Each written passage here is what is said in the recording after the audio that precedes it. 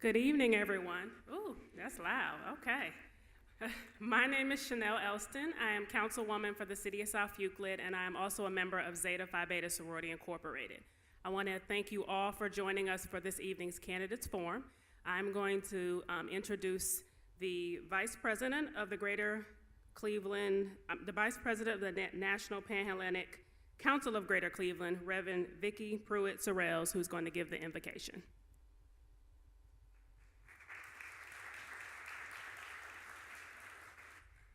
Good evening.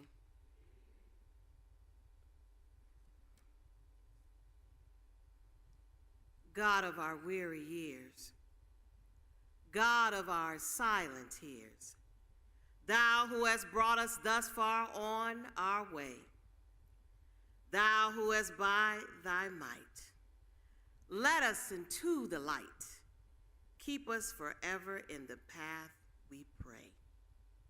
Our Father, our God, Father God, our emancipator, heavenly redeemer, blessed deliverer, great liberator, essential waymaker, promise keeper. Father, we come before you this evening as we celebrate you, our God, a God of our past. For we gather, Father, today to give thanks, not just for the past, but also, Father, for what happened in the past. Those who were trailblazers, those who were pioneers, whose founding of Divine Nine organizations give spark to an early resistance. We pray that you will deepen within each one of us a sense of gratitude for the many sacrifices made for us by those who came before us, thereby finding this place of refreshment and strength. May we then also, Father, today continue to see by faith the needs of those around us and the needs of those who shall come after us, and do all that is possible to show them the way as we witness about who you are through our vote. And also, Father, as we see the deeds of life that enriches come before us. Father, tonight we pray that you would continue to make your love known amongst us as we come together as one united front, one who is here with the bounds of unity. Give us a zeal for the mission of justice and equal rights. Help us to look beyond our walls to those who do not know you. And then, Father, may this gathering of believers tonight be a blessing to those around us.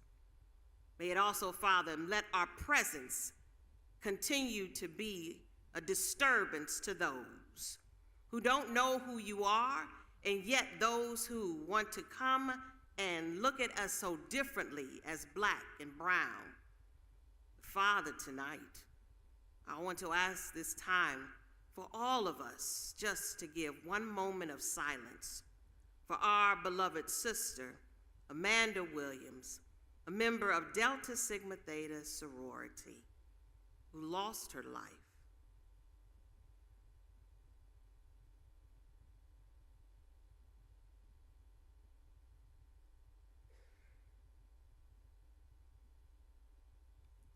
We thank you for her. We thank you that she gives us a pause tonight so that we not only think about life in its richness, but also how that contributes to those and to our community. We celebrate you, Father, today again as a God of community, and we celebrate you today as our God of the present, who still gives us the strength to fight and to carry on in the name of a righteous God. We celebrate you as a present, a hope, a future. So, Father, tonight, fill us with a vision of what we can do. Fill us with hope of a community and show us that even in this crazy and chaotic world, there's still a place called unity and there's still a place called hope. Can help us also to push us so that we will also know that the choices we make in this world matter, that we matter.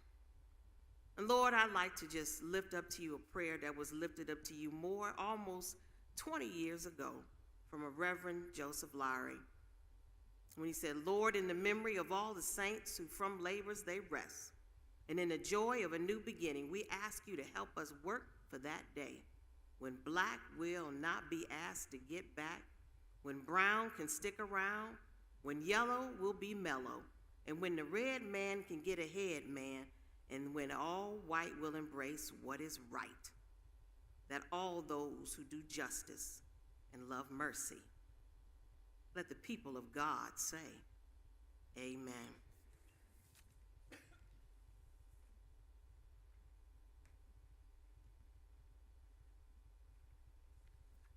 Good evening. I'm Dr. Mitty Davis-Jones, and I am the chairman of the Connection and Social Action Committee of Alpha Kappa Alpha Sorority Alpha Omega Chapter. So happy to see everyone here this evening. Proud to be among the organizations that are sponsoring this event: the National Panhellenic Council, the National Association of Colored People, the National Council of Negro Women, 3 esteemed national organizations, many of whom have also an international presence as well. But tonight, we're here to bring it home. We're here to address issues on a local level. We are the local affiliates, and we all take our responsibility seriously, and hence why we are here today. There might be a couple of people in the room who are old enough, as I am, to remember Tip O'Neill, who made the comment some years ago, decades ago, that all politics is local. And you think about all politics being local, from whether or not we're looking at another community, such as whether the adjacent community allows searches for marijuana, or for not having your seatbelt fastened, or if they chase people through the city who are, being sought for maybe running a red light. Whether it's another state which allows for the sale of recreational marijuana, or whether it's something that's happening globally, as what's happening right now in Palestine and Israel. Those issues, those circumstances have a local impact and are local. But we have, some candidates before us, we have issues before us. And I don't know about you, but I have been talking to people. I actually had a conversation with a neighbor of my daughter today who was not even aware of the issues that were on the ballot. So we have a lot of work to do in terms of getting people up to speed, in terms of knowing what the issues are and what the candidates are about. So tonight we're going to be focusing on candidates as well as issues. One mantra that I like to utilize and employ is that, and share with people, particularly people who say they don't want to register to vote, ran into that this season trying to get people to register, and that is that every election is important, whether it's a special election, whether it's a primary election, whether it's a general election. We had 3 elections this year in our community, and people might be electioned out, so to speak. But every one of those elections is important. Secondly, every race on the ballot is important. Every candidate, every issue, every position, whether it's a councilman, councilwoman position, a judicial position, every position is important. And lastly, every vote is important, even the votes that are not cast, which is what I try to tell people who don't want to register to vote, because if they're not voting, they're letting somebody else make a decision for them. So let us go forward in our organizations and have a ripple effect within our organizations, sharing information and encouraging people to vote. Hopefully that ripple effect will go beyond our organizations out into the community, as we encourage people to learn about the candidates, to learn about the issues, and to exercise this precious, precious, valuable right to vote. Thank you all for being here, and I hope that you will take away some useful information this evening.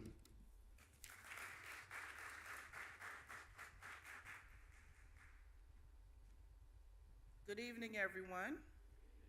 My name is Anita Laster Mays, and in my one life, I'm Judge Anita Laster Mays. Tonight, I'm Anita Laster Mays. And I have the pleasure of introducing the leaders of our prestigious organizations tonight. Each president will come forth to give greetings on behalf of their respective organizations in 2 minutes or less. I do ask that you remain up front after your greeting so that the group photo can be taken. And for our audience, please remember that our organizations are nonprofit, nonpartisan organizations. You being present is not an endorsement from our organizations. It is an opportunity for you to be seen and heard in order to inform the electorate. Also, we're being live streamed. So it's not just these individuals that are here. There's hundreds, and maybe even thousands are watching this right now in the city of Cleveland. With that being said, I would like to now introduce Harold V. Anderson, President, Delta Alpha Lambda Chapter Alpha Phi Alpha Fraternity Incorporated.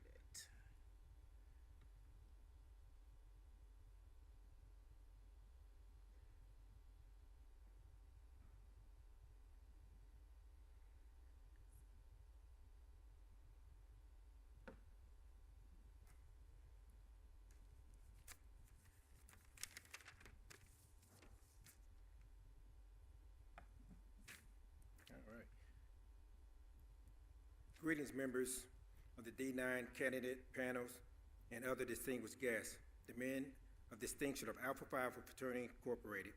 On behalf of our General President, Dr. Willis L. Lonzo III, our Midwestern Region Vice President, Franklin Stacy Jr., our Ohio District Director, Jameson Taylor, Delta Atlanta Chapter Executive Board and its members, I am Harold V. Anderson, Delta Atlanta Chapter President. We bring warm greetings to you all. It is truly an honor to be in attendance to learn more about the candidates and our local and county and statewide offices. Many of your platforms represent the community that we serve. We stand ready to share those goals and objectives with them. Since 1930, our national program, Voteless Peoples are Hopeless People, has been in the forefront of civic and social engagement throughout the country. We have initiated voters registration drives, hosted town halls, formed national social justice agencies, and held significant political offices. 1947, Delta Alpha Lambda Chapter, as the 189th House of Alpha, was established in Cleveland. We have held prominent positions that shaped the landscape of Cleveland. CEOs of Fortune 500 companies, founders of engineer firms, partners and owners of law firms, educational leaders at all levels, leaders in the field of medicine. Our families and friends, community partners believe in the men of Alpha. We stand united on social justice, civic engagements, the rights to education, equity for all, the safety of our children. Finally, we want to wish candidates a successful run for office, and the Greater Cleveland Politics platform is in good hands with you all. God bless you.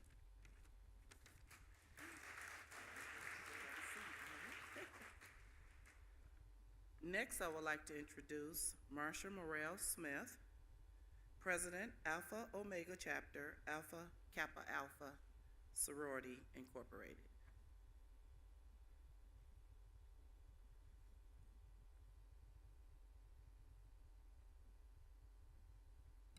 Greetings, everyone. I want to bring you greetings on behalf of Alpha Kappa Alpha Sorority, Alpha Omega, and we are more than 1,061 chapters across the country. But I would like for you to know, and we are so proud, that we are the first graduate chapter of 1,061 chapters. We are very proud of all of the programs that we do in the underserved Greater Cleveland community, and we are just very happy that we are here today. This forum, we want to thank the Divine Nine the NAACP, and NCNW, which I am a member of all three, which I'm very proud of. So thank you for having this forum so that we can be more informed, take it back to our members so that we know how to vote. We need to vote on people who are going to be favorable to Black and brown communities. So this gives us an opportunity to be here tonight to listen to the candidates, and I want to thank all of you, and I look forward to listening to the candidates. Thank you. Thank you. Next, Enid Barnes Gray, President, Lambda Phi Omega, Chapter Alpha Kappa Alpha Sorority Incorporated.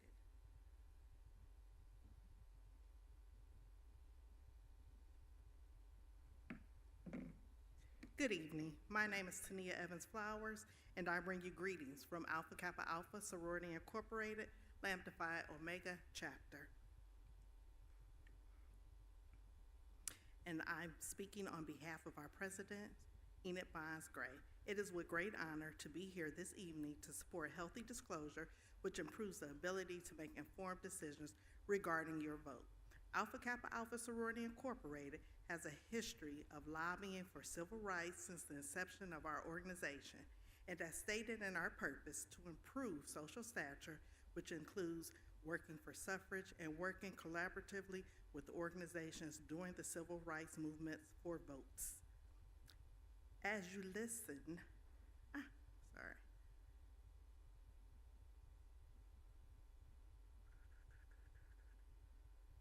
sorry, everything I'm saying is coming back up in my feet. Oh, okay. So, most importantly, everybody come out and vote. We're here to support you. Thank you very much. Thank you. Next, Jermaine Brooks, Hallmark, Cleveland Alumni Chapter of Kappa Alpha Psi Fraternity Incorporated.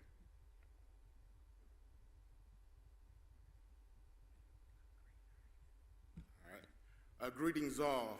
Jermaine Brooks, Polmark, Greater Cleveland Alumni Chapter of Kappa Alpha Psi Fraternity Incorporated. Really glad to be here. As I became Polmark, one of our biggest objectives was voter registration, and not only voter registration, because I'm 48. We've been wanting voter registration and saying get to the polls for a long time, but it's more what you do with your vote. Pleased to be here for this forum so everybody can be educated to understand that after your vote, that's when the work begins. As men of Kappa Alpha Psi, we're prepared to take that journey in this community and move forward. Thank you. Next, we'll have Grover Brown, Basilis, Zeta Omega Chapter, Omega Psi Phi Fraternity Incorporated.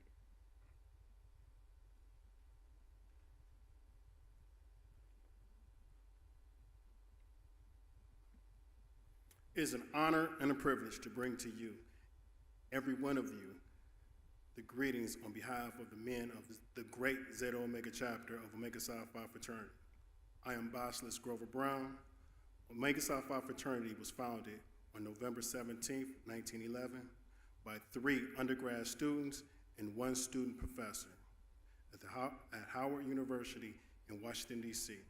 We are the first international Greek fraternal organization founded on the campus of a historically Black college. The fraternity was founded upon the 4 cardinal principles of manhood, scholarship, perseverance, and uplift. Omega Psi Phi has attracted men who are committed to making a positive impact on their communities.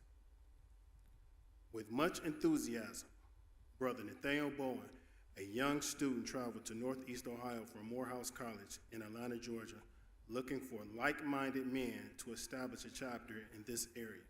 Brother Bowen eventually connected with 11 other migrant brothers to charter the first chapter in Ohio, and on March 16, 1923, Zeta Omega was established. Since this time, Zeta Omega has served the Greater Cleveland area for 100 years. Voter registration, education, and mobilization is one of 13 internationally mandated programs that Omega Psi Phi has. This program gets chapters to facilitate and participate in activities that uplift the community through the power of voting. As we continue to serve our community for the next 100 years, we will also work to improve literacy rates, eliminate hunger and poverty, and to raise the standards of living for those less fortunate. We are always happy to collaborate with the divine line of Greater Cleveland and our beloved sister, Councilwoman Meredith Turner of Delta Sigma Theta Sorority Incorporated, to bring to you important programs like tonight's Voter Candidates Forum. Thank you very much.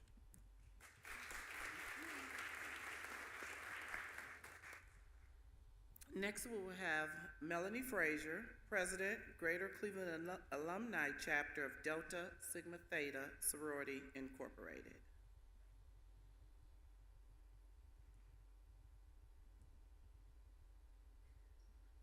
Thank you. I will be brief because it's been a very long week for our sorors and our chapter. Good evening. My name is Melanie Frazier, and I am the president of the Greater Cleveland Alumni Chapter of Delta Sigma Theta Sorority Incorporated. I welcome you to tonight's event. I bring greetings on behalf of 600 financial members, and in 2024, we will celebrate our centennial year of being Deltas in the Greater Cleveland area. 100 years, that's saying something. So 110 years ago, there were 22 women who marched in their cap and gowns, and they participated in the Women's Suffrage March. I'm a teacher. I'm going to ask you a question. Why were they there? Okay, silence, you don't know? I'm going to tell you. They were there because they were wanting to have the right to vote. We have been fighting for the right to vote ever since, and we have been standing on our morals. In Delta Sigma Theta, we have been inspired by our own chapter member and the 21st National President, Marsha L. Fudge, who is the Secretary of HUD. Social action is actually what we do. I need to thank everyone who gathered tonight, and a special shout out to our own chapter soror with her vision that we are all here. We appreciate you, Meredith. Give her a round of applause. Thank you for attending, and I need to say one last thing. Please stand up against domestic violence. Thank you.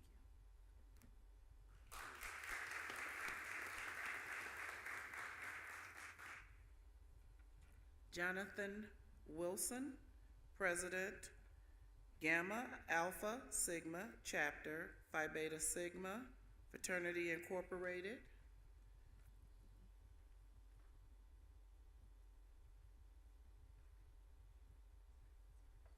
I'll speak on his behalf. All right. Good evening, everyone. Good evening, everyone. All right. First off, I want to give honor to God, who's the head of my life, and to the pastor of this house, Reverend Dr. Harris, for hosting this fantastic event this evening, to the leaders of the fellow MPHC organizations, ladies and gentlemen. My name is William Tarter. I'm the chair of social action for Gamma Alpha Sigma chapter of Phi Beta Sigma Fraternity Incorporated, and it is my honor to bring greetings on behalf of our chapter president, Jonathan Wilson, who will be joining us later on this evening. I want to just share with you a very brief quote from the late, great, honorable brother, Congressman John Lewis. He said, quote, "My dear friends, your vote is precious, almost sacred. It is the most powerful, non-violent tool we have to create a more perfect union.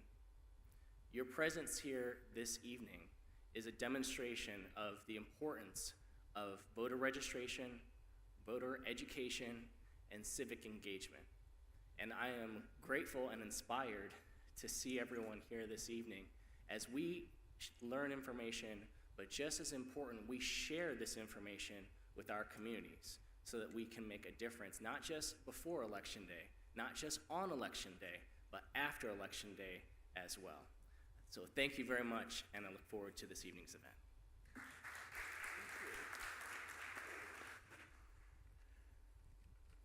Don't go too far so you can take a picture.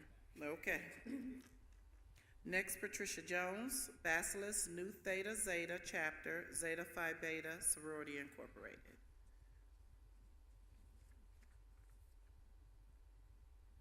Good evening again, everyone. My name again is Chanel Elston. I bring greetings on behalf of Patricia Jones, President of Nu Theta Zeta, Chapter of Zeta Phi Beta Sorority Incorporated in Warrensville Heights, Ohio. We are honored to be involved in the education and discussion on the issues and candidates that impact our communities. For the past 103 years, our organization has strived to be a community-conscious, action-oriented organization, which means not only voting, but being an educated voter and participating in other avenues of civic engagement. We look forward to this evening's dialogue and learning more about the issues and candidates. Thank you. Thank you. Next is Ashley Thomas, Bacillus Kappa Gamma Sigma, Chapter Sigma Gamma Rho Sorority Incorporated.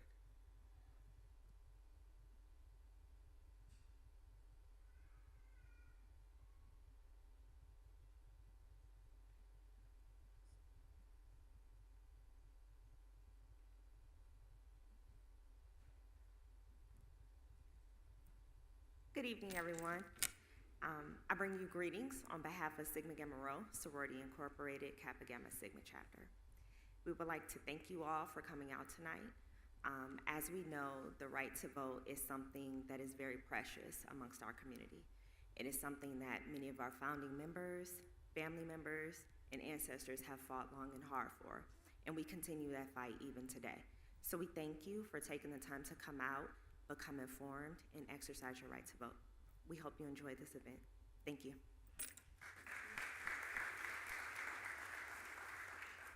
Next is myself, Bacillus of Alpha Lambda Sigma, Alumni Chapter of Sigma Gamma Rho Sorority Incorporated. And on behalf of our members, I am pleased to be here this evening to join our other community organizations for this very important forum. It is important to educate the community on issues and candidates so that we have educated voters. We believe that uneducated voters can be the scariest and most dangerous voters. Why? Because serious voter mistakes happen. For instance, the switch to vote no on issue 1 to voting yes on issue 1 has confused many voters. Forms such as this clear up any ambiguities. I was once told, and I do not remember by who, that an informed citizenry is the best defense against tyranny. And so I want to thank you all for being here today. And again, on behalf of Alpha Lambda Sigma, which we have been in the community since 1942, I want to thank you for being here, and God bless. Next, Brandon Gregory, Polaris, Beta Lambda Omega, Iota Phi Theta Fraternity Incorporated.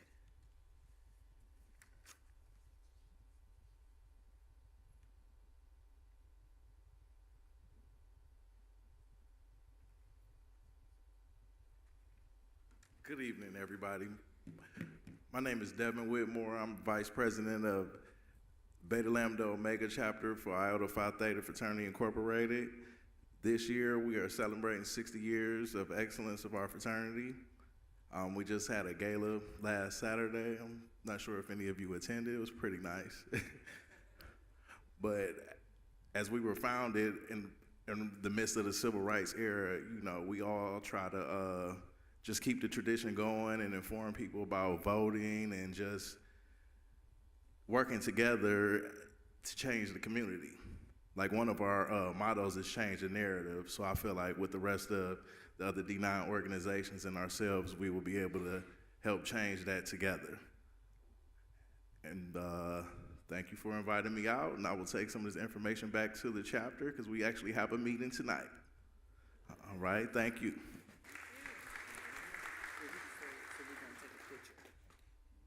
I admire them looking at their phones. I said, when you get like 2 ticks from 60, you need writing instead of, instead of the phones. Okay, Mark Sorrells, on behalf of Mark Sorrells, president of the National Panhellenic Council of Greater Cleveland, his wife Vicki Pruitt Sorrells will bring greetings.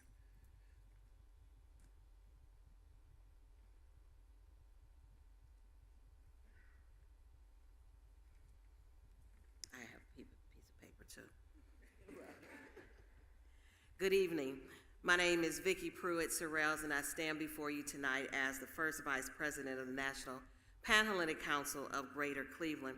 To our convener here tonight, our Councilwoman Turner, as well as the rest of the elected officers here, and to all in the African American Greekdom, I greet you as well in the name of the National Sorority, in the name of, Lord, where am I? In the name of the National Panhellenic Council of Greater Cleveland. But I also want to just give a nice shout out here to the shepherd of this house, who also is Frater Reverend Dr. Napoleon Harris the Fourth. Excuse me, the Fifth. The National Panhellenic Council is a collaborative umbrella council composed of historically African American fraternities and sororities, all referred to as the Black Greek lettered organizations. Our mission statement is, as a unified council, we serve the greater Cleveland area in joint community efforts, scholarship, and service. I believe it was Dr. Martin Luther King Jr. who said, "We will kneel in, we will sit in until we can eat in any corner in the United States, and we will walk until we can take our children to any school in the United States, and we will lie in until every Negro in America can vote." So today we come unified and pose in that collaboration to get out the vote. And not only just getting out the vote, but we also recognize our strength and our unified front that is here to promote advocacy, mobilization, as well as education. For when we say and we come together here as a Divine Nine, we believe collectively we have that ability, we have that strength, we have that influence to educate, to mobilize, and as well as to empower. And as I take my seat, I just want to say to each one of you here tonight in God's house, where we have convened for so many different occasions to mobilize historically, to get out votes, to educate people, and to help folks just understand, is that commit your work to the Lord, and your plans will be established, as told to us by Proverbs 16, verse 3. Again, thank you so much for this opportunity, and I congratulate all of you for the work that you have done, as well as giving cover to you for your run tonight. Thank you. We're almost at the end. Next, we'll have from the NAACP, Kayla Griffin. I guess Will Tarter, you're okay. You're in a lot of roles tonight, huh? Thank you. First off, before I get into that, I want to salute the president of Gamma Alpha Sigma chapter of Phi Beta Sigma, Jonathan Wilson, who did join us this evening. My brothers are coming from their chapter meeting this evening, so the work does not stop. My name is Will Tarter again. I am also the first vice president of the Cleveland branch of the NAACP. I bring you greetings on behalf of our president, Kayla Griffin, who's a member of Delta Sigma Theta Sorority Incorporated, and also our executive director, Edwin Hubbard Jr., who's a member of Omega Psi Phi Fraternity Incorporated as well.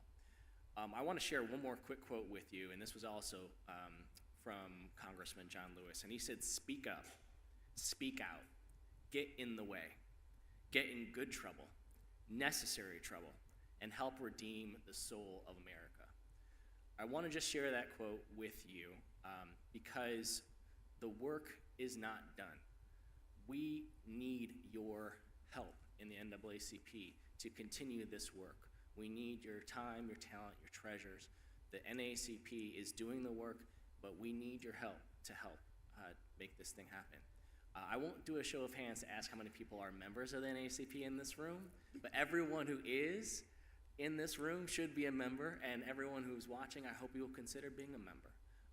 Again, we have a lot of opportunities to serve entrepreneurship, small business, veterans, you name it. There's a lot of work to be done in this community, and I thank you for the opportunity to share these greetings with you. Thank you.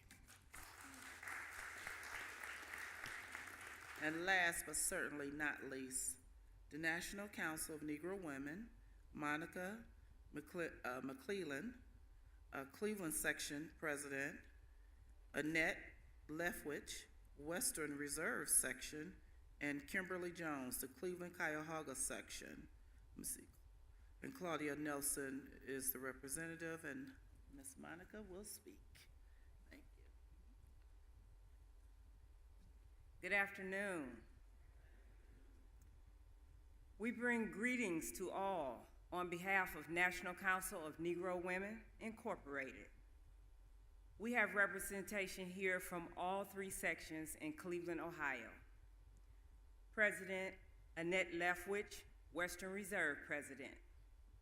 In the absence of Kimberly Jones, Cuyahoga County President, we have Legacy Life member, Ms. Clara Nelson. And I am Monica McClellan, President of Cleveland Section. We want to thank you, especially to you, Councilwoman Turner, for the opportunity and invitation to have a seat at the table.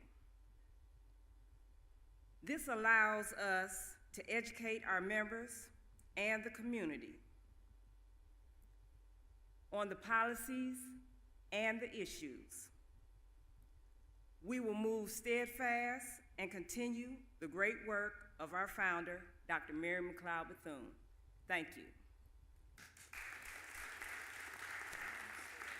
We'll take a quick photo.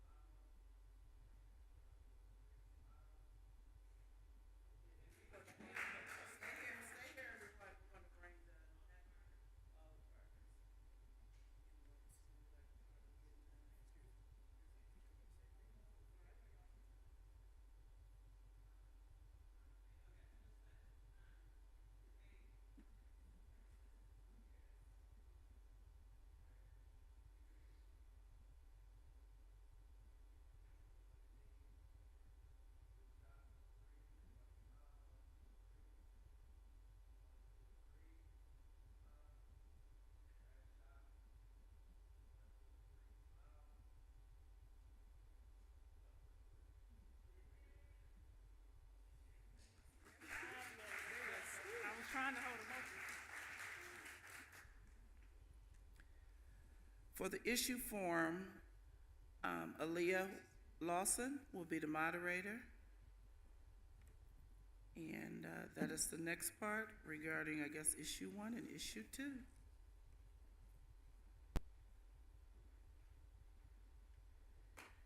Good evening, everyone. My name is Tyler Aaliyah Lawson. I am one of the co-chairs of the Social Action Committee of the Greater Cleveland Alumni Chapter of Delta Sigma Theta Sorority Incorporated. I will be moderating this conversation on our issues forum tonight. I would like to call forth those who we spoke to earlier to give some comments on issue 1 for reproductive rights.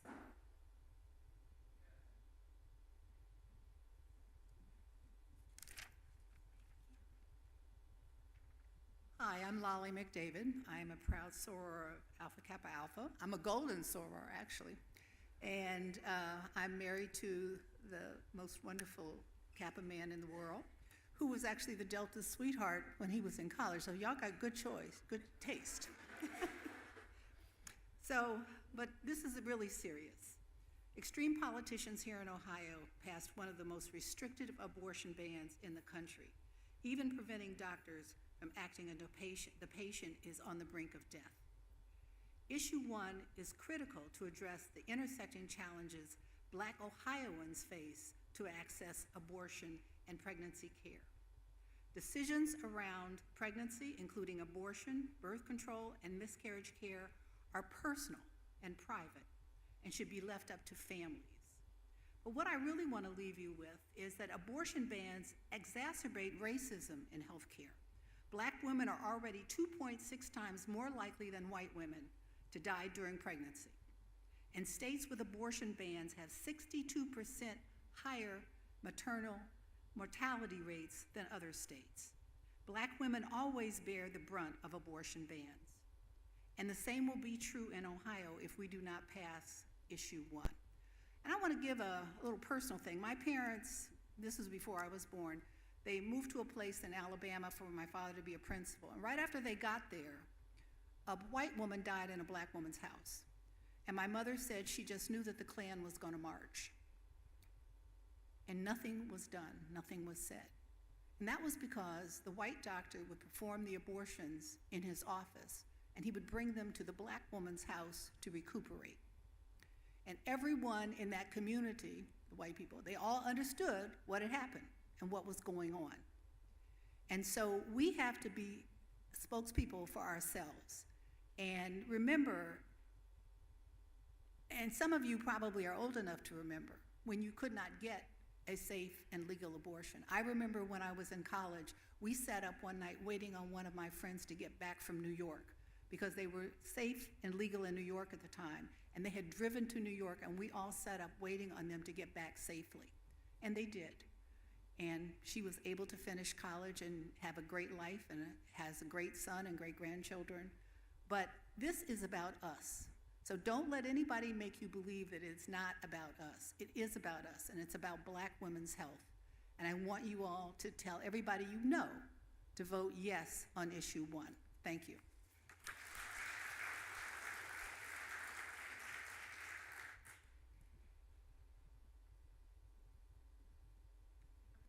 Good evening, everybody.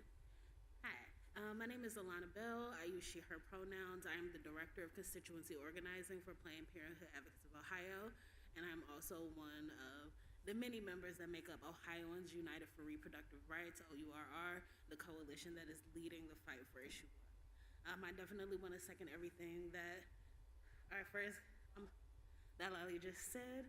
All of those things. The additional point that I want to make for this issue is that reproductive justice looks at abortion, looks at abortion care, miscarriage management, all of those things as one piece of the pie.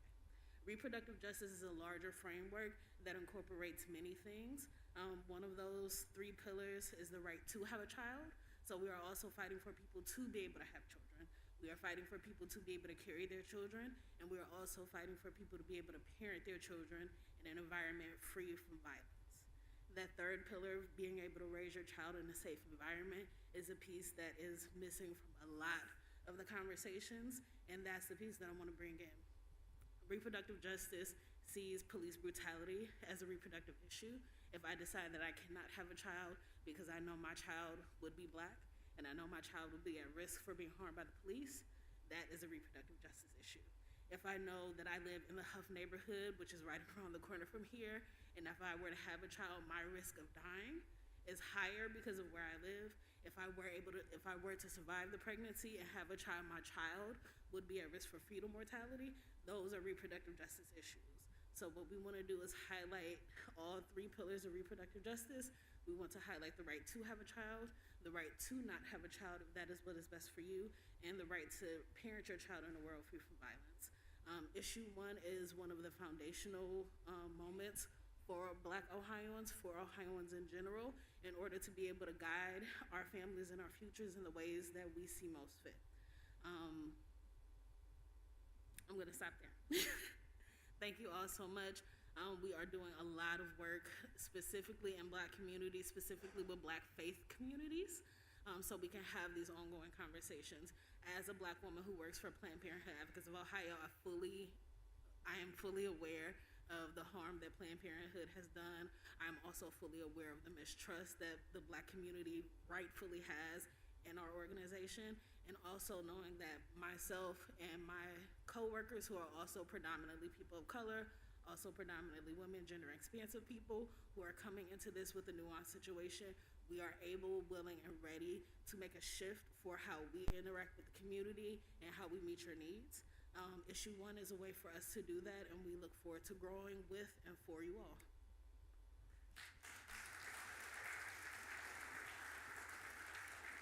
Thank you to both of our speakers on issue 1.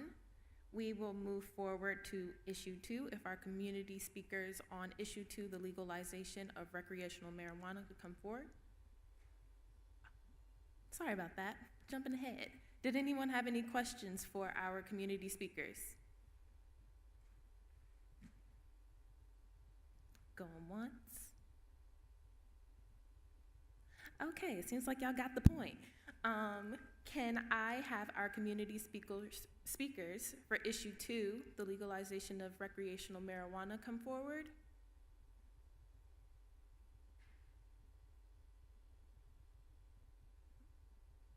Okay, we are gonna move forward then to issue 5, the Tri-C levy. If our community speakers for that could come forward, we would greatly appreciate it.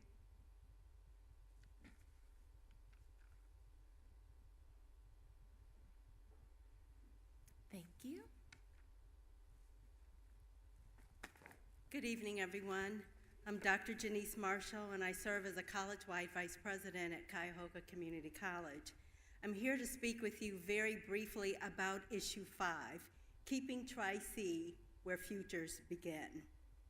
If I were to ask for a show of hands of how many of you have been impacted, you started, you know someone who completed, or who really benefited from Cuyahoga Community College, just raise your hand.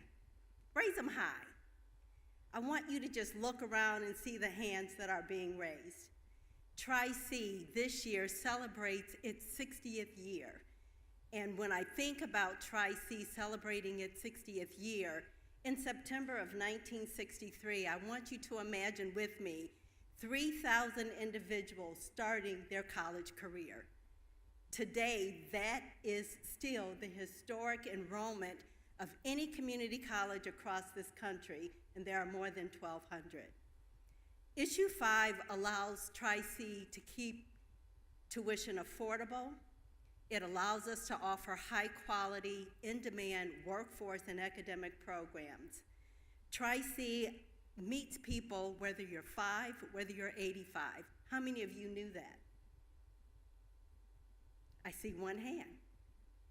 5-year-olds who have the opportunity to start their careers in art or music or dance. Or if you're 85 and you want to come back and enjoy our recreational pool at no cost. 5 to 85, Cuyahoga Community College. We really are the community's college. We partner with a number of nonprofit corporations across the community, working in tandem to make sure people have access to high-quality education.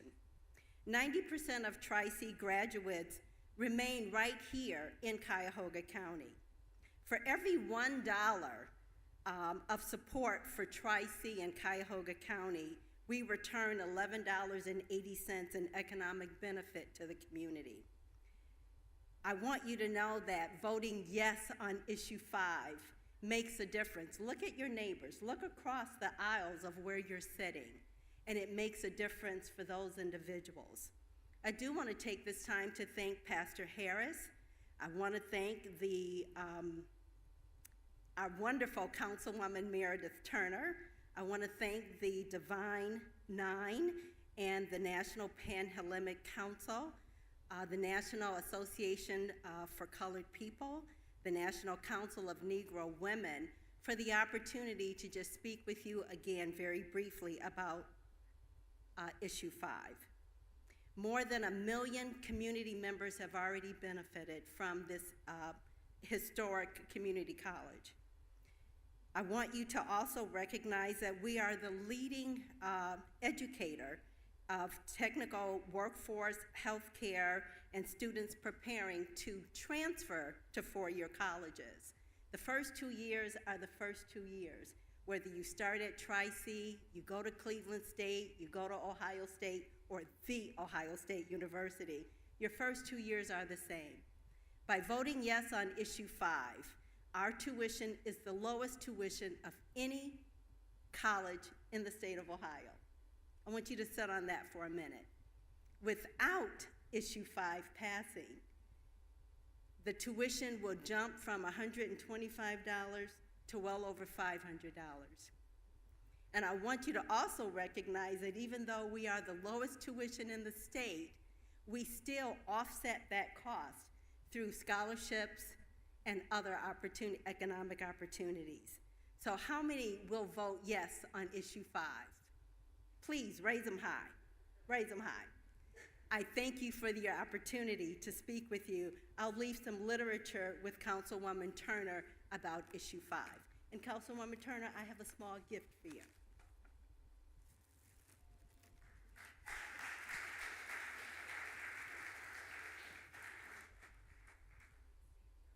Right. Do we have any questions on Issue 5?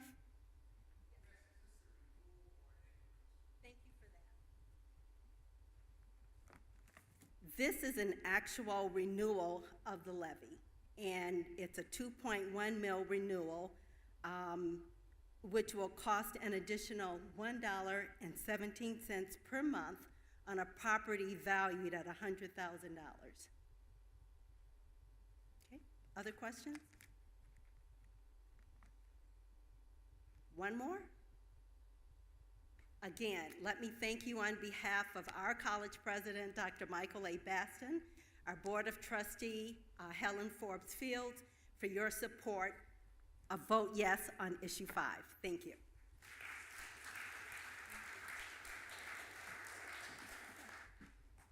And finally, if our community representatives can come forward and speak about Issue 38, about the people's budget, the proposition of a people's budget.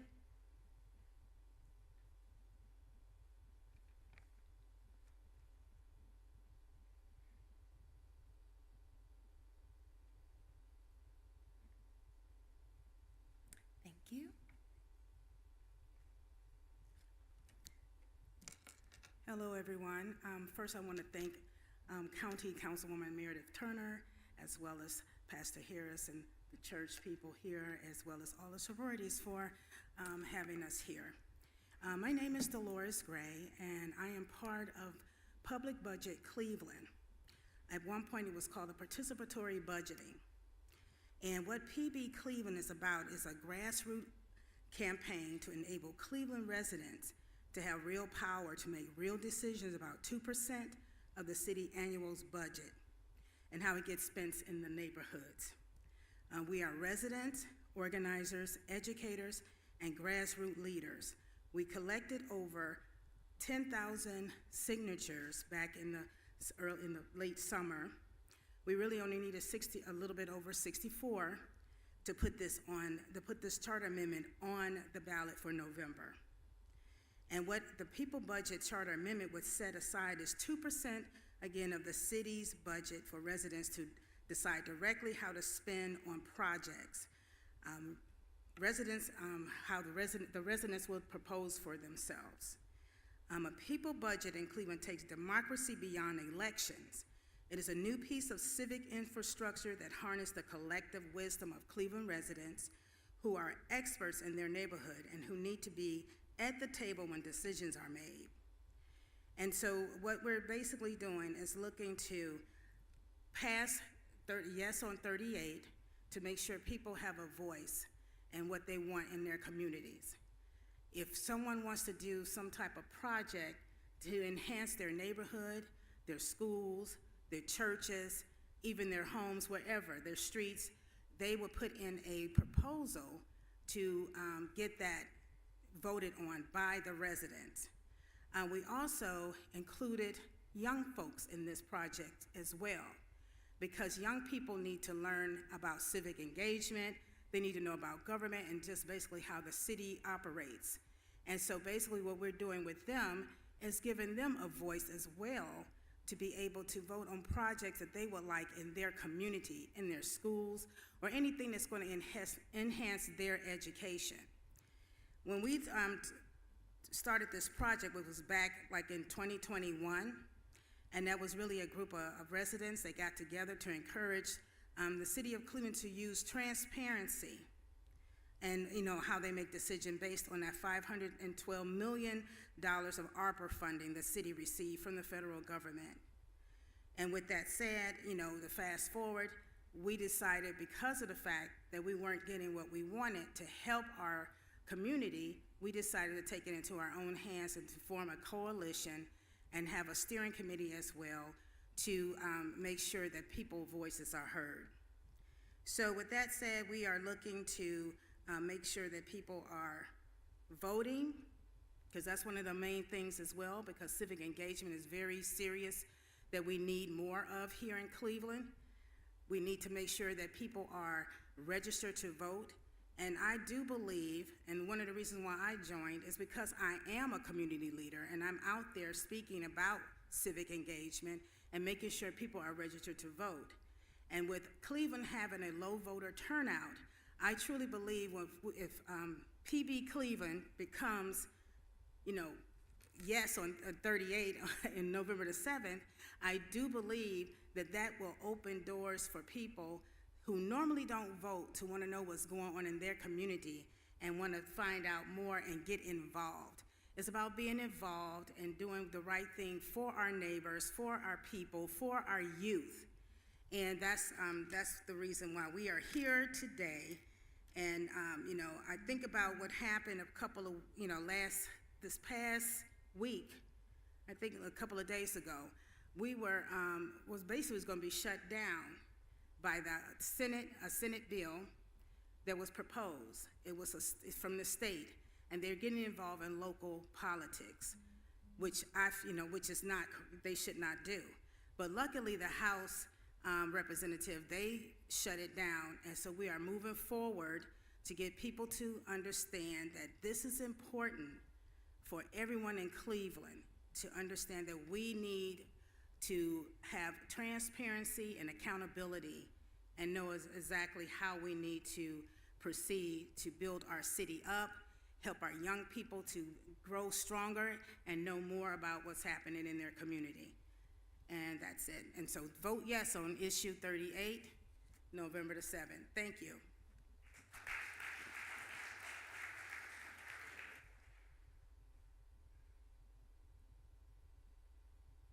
Good evening, everyone. So my name is Daryl Torbert. First of all, I am a proud member of the Cleveland Alumni Chapter of Kappa Alpha Psi Fraternity Incorporated, I'm also the Communications Director for Cleveland City Council, and I want to give a shout out to one of my council members, Councilmember Richard Starr from Ward 5, who's here in attendance as well. I'm here to talk about, yes, please applaud him. And so I'm here to encourage you to vote no on issue 38. I know that after following Ms. Gray, I want to thank Ms. Gray for her passionate remarks and for the work that she's done over the past 2 years on PB and on so many other issues.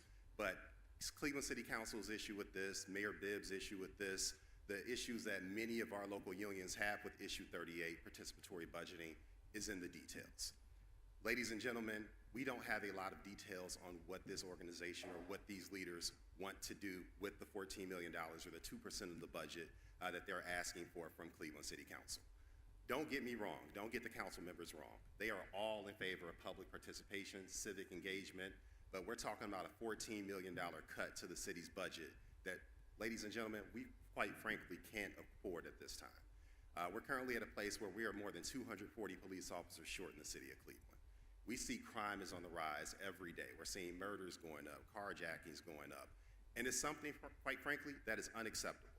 I can tell you, if this were to pass, we lose that $14 million, we will be seeing cuts to our safety forces, to our police, our fire, our EMS, and to the everyday services that Clevelanders need and rely on. We're talking about snow plowing, road repairs.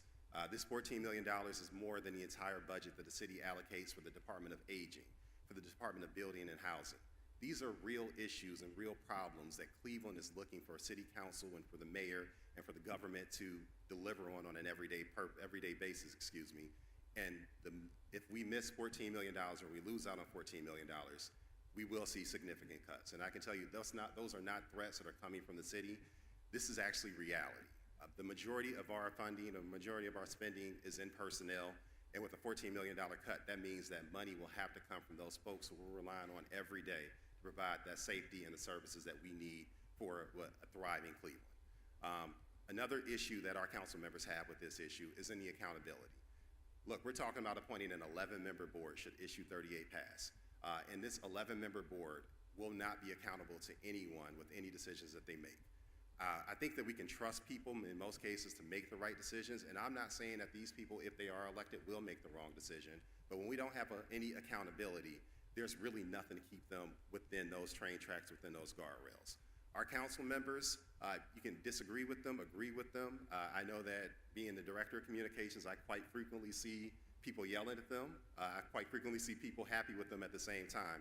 But at the end of the day, there is still a sense and a level of accountability with the decisions and with the actions they do on an everyday basis. We call that an election every 4 years. If you don't like what your council member's doing, you don't like what a mayor is doing, we have the opportunity to replace them and put folks in who will be more sensitive to the perceived needs of the community. But I can tell you, working with these members for a year, I know that they are boots on the ground, they are everywhere, they are doing everything they can to deliver and be everything for everybody in the community. So with that being said, again, I tell you, City Council is not an opponent to civic engagement, civic participation. They welcome it. We see it every day in their ward meetings, with their engagement with residents in the supermarkets, with their engagement with residents at City Hall, with phone calls, text messages, social media. These people, these men and women are out there every day working their tails off for Cleveland. I know that these organizers are doing the same thing, but I can tell you, with participatory budgeting in the way that it's currently constructed and contracted, it's not a good deal for Cleveland. The life and death of an issue is in the details. And quite frankly, we need more details before we can feel comfortable moving forward with something like participatory budgeting in Cleveland. I know that another issue with PB that we hear is that it improves civic engagement, voter participation. I can tell you, it's in places like Philadelphia, New York, Chicago, and in many of these places where we see PB taking place, we're seeing fewer than 2% of people actually coming out and voting on the initiatives that are proposed. So we're talking about a small number of people who ultimately can control what's being done with 2% of the city's budget or $14 million of the city budget. And quite frankly, we see more people that are showing up and voting for their members, for the mayor, who are making those decisions. We want to see increased voter turnout. We want to see more voter participation. We don't believe that this PB issue is the way to make that happen. So respectfully, we ask that you vote no on issue 38, November 7th. Well, early voting has already started, so between now and November 7th, please vote no on issue 38. Thank you for your time.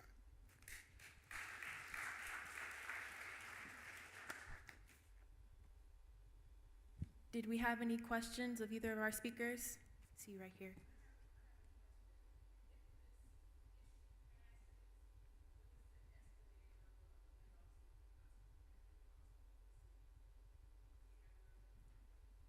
So we don't yet have that number.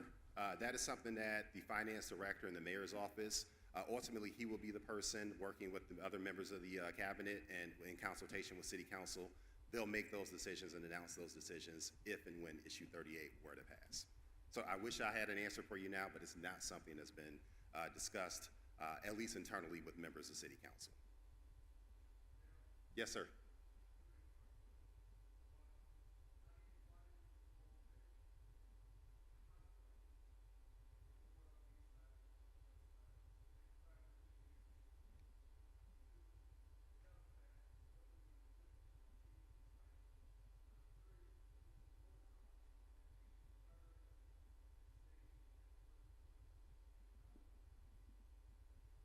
Mr. Ritter, you love making me work, don't you?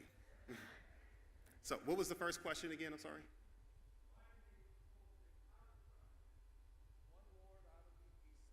One out of the west side, tried for 2 years to see how it works.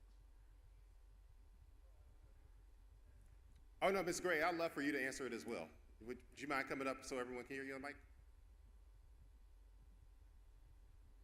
And so I know while I'm waiting for Ms. Gray, I'll tell you that there actually was a pilot proposed to council. So this was a $5.5 million pilot project, I believe, that was going to use ARPA funds to do it. Again, the devil was in the details with that. We're in a church, I shouldn't be saying the devil's in the details. The life or death is in the details. And the members of council, initially there were 4 members of council. They were Councilwomen House, Moore, Spencer, and Gray, who were sponsors of that amendment. The rest of council did not support it at that time. It didn't have the votes to move forward.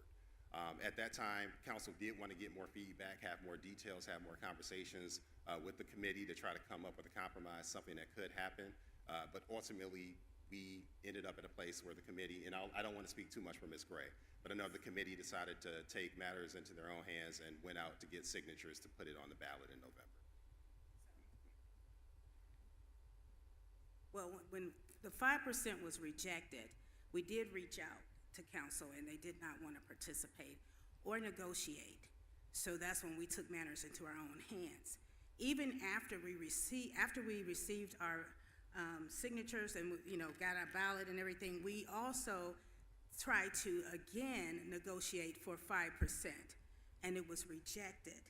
So we just continued to push forward. And when you made a comment about no one knows about the 11 people, what they're going to be doing, first, they are going to be elected or appointed basically by the mayor and the council people.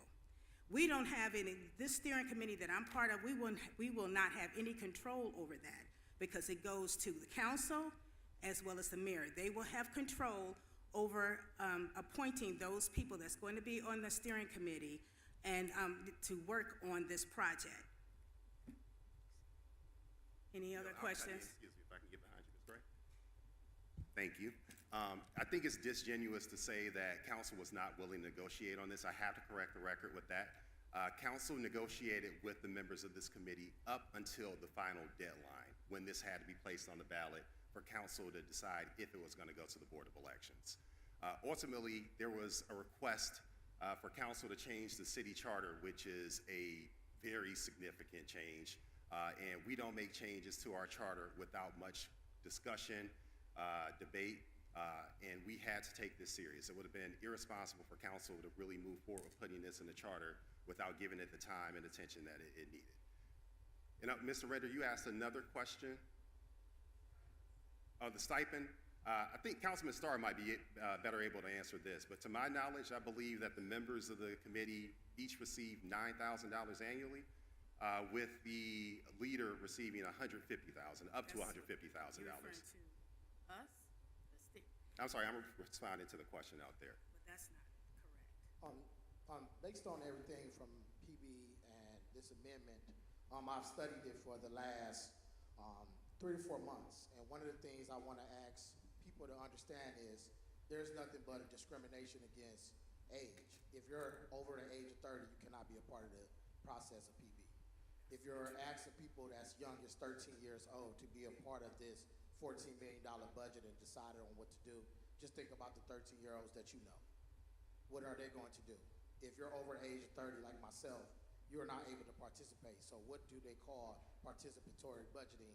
And you're talking about civic engagement. If you look at the studies and you look across the country, cities that have passed PB, 3 years later they removed it because they're not working. We can't say just giving people money in an organization is going to change the outcomes of election or getting people civically engaged. If you look across this country, voting is down. There's a lot of different things and a lot of issues going on. But when I look at PB, it is poorly written, and also based on our charter amendment in which they did, the authors, I don't know who they were, that actually wrote it, they did not really pay attention to the charter. It was a lawyer. Because section 101 through 109, it would tell you how you could be able to expended or distribute money to anybody. You have to go through steps 1 through 8 before you get to 109, which give the director of finance the opportunity to issue a contract. They only amended section 108, making sure that council or the mayor cannot have no checks and balances. Those are put in place back in 1914 to make sure we prevent corruption. And that's why I'm urging people not to vote no on issue 38, because we don't have checks and balances. So corruption is able to happen. And when you look at the people who really author it, not the face of it, those people have not did nothing in our neighborhoods, but just come in and try to prey on those who are not intelligent on what's going on. Okay, I actually live in the community, and I work hard in the community, and some people here already know that what I do. But my whole thing is that it is basically, when we mention 13-year-olds, this is for every resident. And we're sure that there's residents that is older than 30. But this is for every resident in the city of Cleveland, and as well as just including young folks in the process so they can have some pride in what they're doing and what they would like for their school, or they can want anything that's dealing with educating them. So, I will definitely say vote yes on issue 38. It is important for the city of Cleveland and, for the people in Cleveland to understand and have a voice in what happens to 2% of a budget. Is up to us to understand that is needed. It is needed for us to grow. Thank you. And I'm not here to debate. I'm just here to give what the information is that what we're doing in the city of Cleveland. Thank you.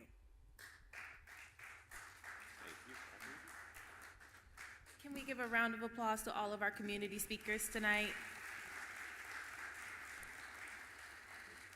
We have to move forward in the program. This conversation is not over, though. The Greater Cleveland Alumni Chapter Social Action Committee will be hosting a virtual issues forum on October 18th, starting at 6:30 p.m. over Zoom, where we will be discussing these same issues in further depth. So if you are interested in that, please see me afterwards and we will get you the information. You can also go to our social media websites to get the Zoom registration links. Now I am going to call forward Essence Doucet to do our elected officials acknowledgement.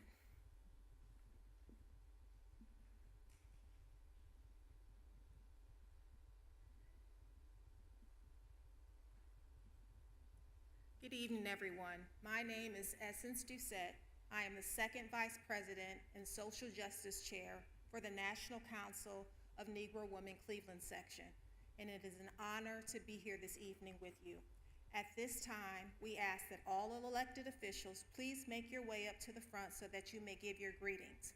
We also ask that you please keep your greetings to 1 minute or less. Thank you.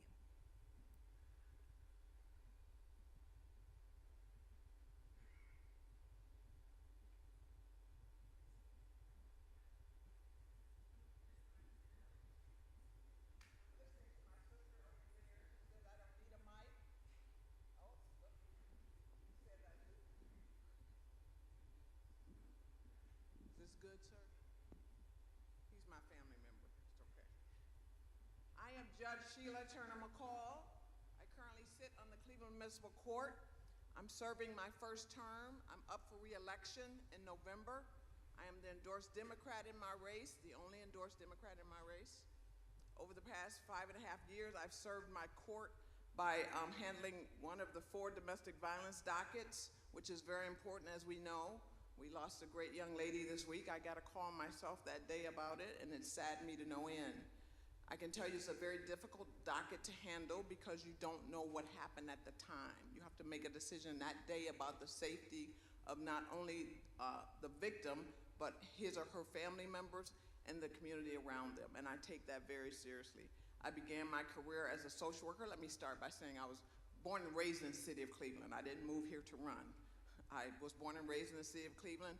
I graduated from John Adams High School, went to Hiram College, rebel all day, went to Hiram College, came home, began my career as a social worker, a victim advocate, a city of Cleveland prosecutor, a Cuyahoga County prosecutor, and then a magistrate at juvenile court. So I've handled everything from a minor misdemeanor traffic case to a murder case successfully, I might add. And so I'm serving my community because I wanted to be here. I can remember a year or two after being successful in my race, people said, come on, run for the county, run for the county. My answer was no. I ran in the city of Cleveland because I wanted to serve the city of Cleveland. I want us to have the same safety and respect that they have in the suburbs. So when you drive down the street at 90 miles an hour and I have the case, you're not gonna get no points. You're putting somebody in danger. And because of that, I have an opponent who's talking about how mean I am and how tough I am. I'm not, I'm fair, and I'm serious about what I do. And I'm asking you to return me to the bench so I can help you keep protecting our community. Thank you very much. Sheila Turner McCall. Remember Tina Turner, Turner McCall. Thank you.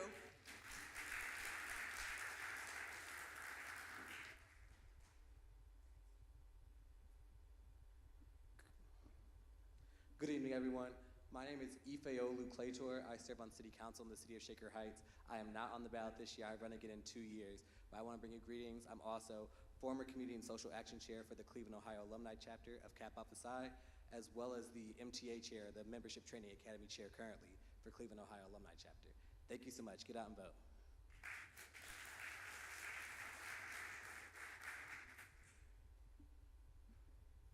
Good evening, everyone. My name is Mayor Gigi Traore for the Village of Newburgh Heights. I'm a proud member.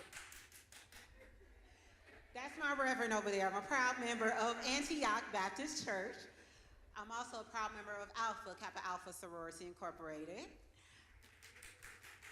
And I am running to retain the seat of mayor. Those of you who know me know that I come from the community. I didn't start this work yesterday. I was born and bred into this work. And so I am running to retain the seat of mayor for a number of reasons. Criminals should be penalized, not returned to the seat of mayor. Secondly, it's a new day in the Village of Newburgh Heights. It's time for us to get past dependency on what has been an unstable stream of revenue, and I won't talk to you all about that. But it's also time for us to embrace the newness of what is diversity and inclusion.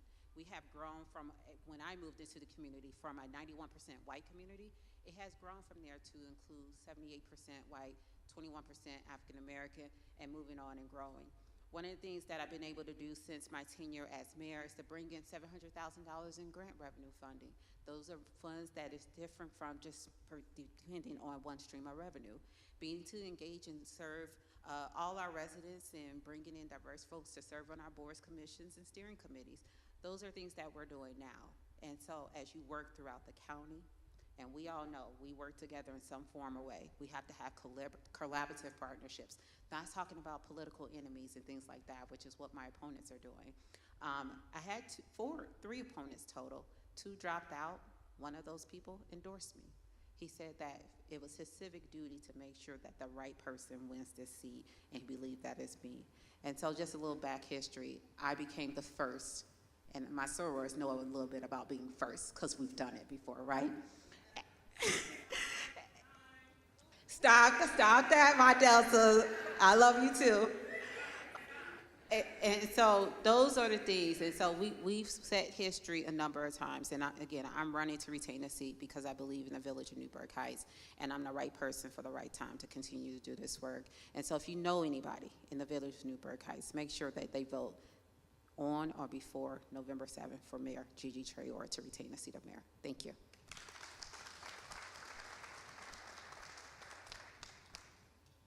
Short people. She's my colleague. Good evening. I am Mayor Nat Blackwell. I'm the mayor of Maple Heights.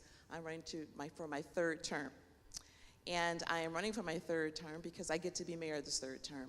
1st and 2nd term was getting out of fiscal emergency, so I've done everything to be the economic development director. I also am the safety director. I am the person that will give you your building permit. I have done payroll when I've had finance directors walk out the door. This 3rd term, I think I get to be mayor. I'd like to come back. We were a city that were in fiscal emergency. We had 5 years to get out of recovery, did it in 4, a little bit of an overachiever. I walked into a budget that was $3 million in debt. We have almost $10 million in that same general fund. Thank you. Mayor Blackwell, re-election, 3rd term.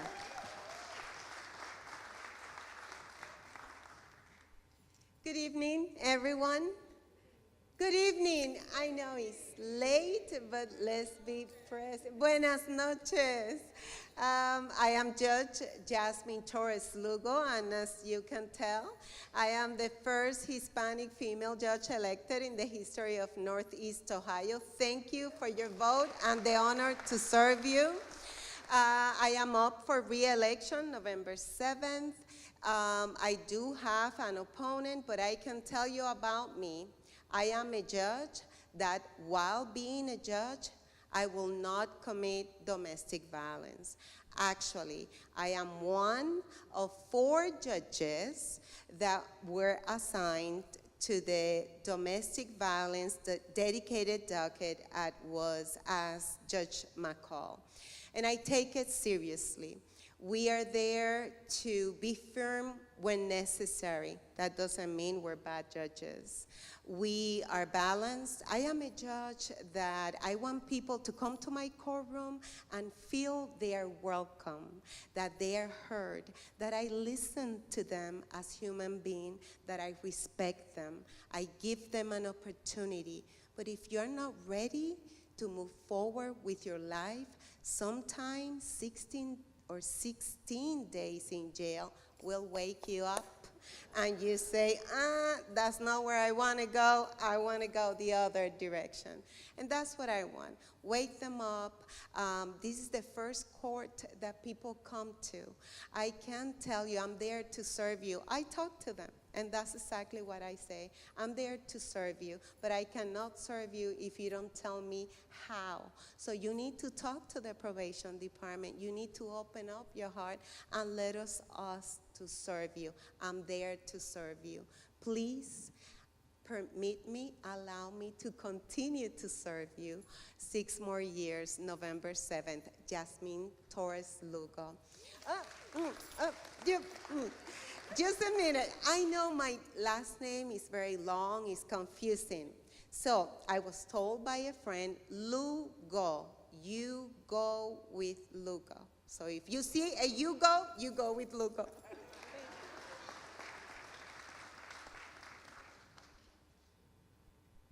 Hi, everybody. I'm Mark Major. I can't tell you what an honor it is to be here at Antioch.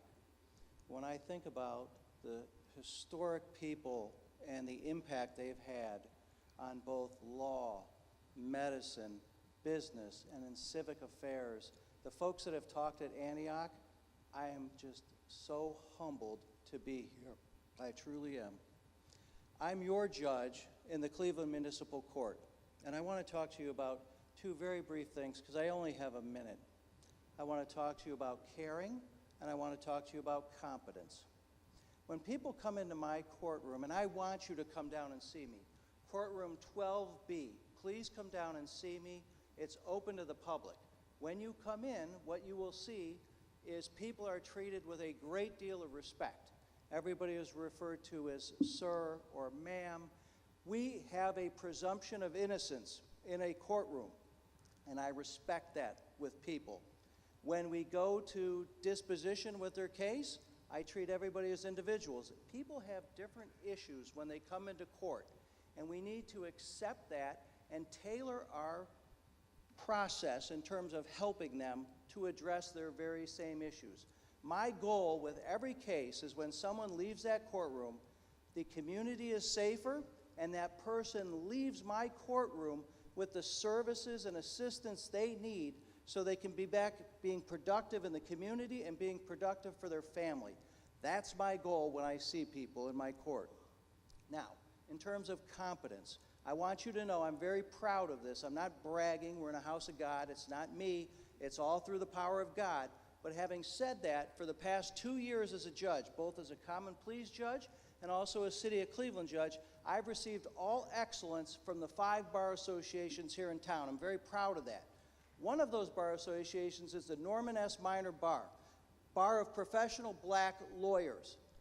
I know these gentlemen and ladies, and they would not give me an excellent rating if I wasn't competent and I didn't care about the community. I'm very proud of those 2 accomplishments, very proud. Now, In terms of competence, I've been a lawyer for 32 years. I've been a magistrate for 21 years. I've been a judge for 1 year of common pleas and a judge in Muni Court going on a year. I have almost a quarter century of judicial experience.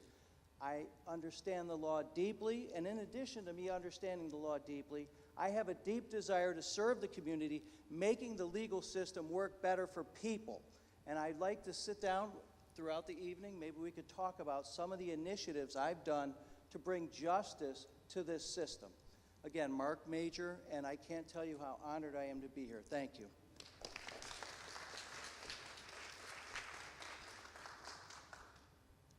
Good evening, everyone. I want to read something really quick, and it was already read tonight, and I thought it was pretty profound and identifying me, if nothing else. Words from the late Congressman Lewis. Speak up, speak out, get in the way, get in trouble, necessary trouble, and help redeem the soul of America. My name is Councilman Marcus Epps. I'm the Ward 3 City Councilman in the city of Euclid, and that's exactly what I've done.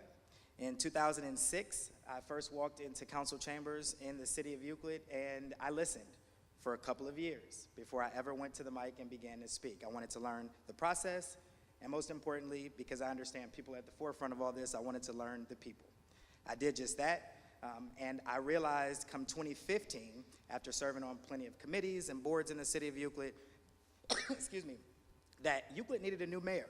And so in 2015, when Bill Cervinic was termed out, I ran for mayor of the city of Euclid. They spent $100,000 to defeat me. It was the very first race I'd ever run in. We spent $5,000, and we got 20% of the vote, running against two heavy hitters. And so after that, I heard the cries of my community and people saying they wanted to see me on council. So 2019, I ran for city council, was elected, and I did just that. I got in the way. I spoke truth to power, as I did prior to being in elective office. And after 4 years, when I ran in that year, and I've told a couple people here tonight this as well, when I ran that time, I would hear from people negative conversations and negative comments made about our mayor. And I would always say, don't do that, right? Clearly, she's given her entire life to service, so clearly this woman cares.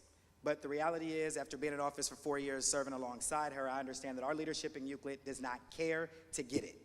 And for that reason, I've decided not to run for re-election and to challenge her for mayor of the city of Euclid. Euclid cannot wait 4 more years.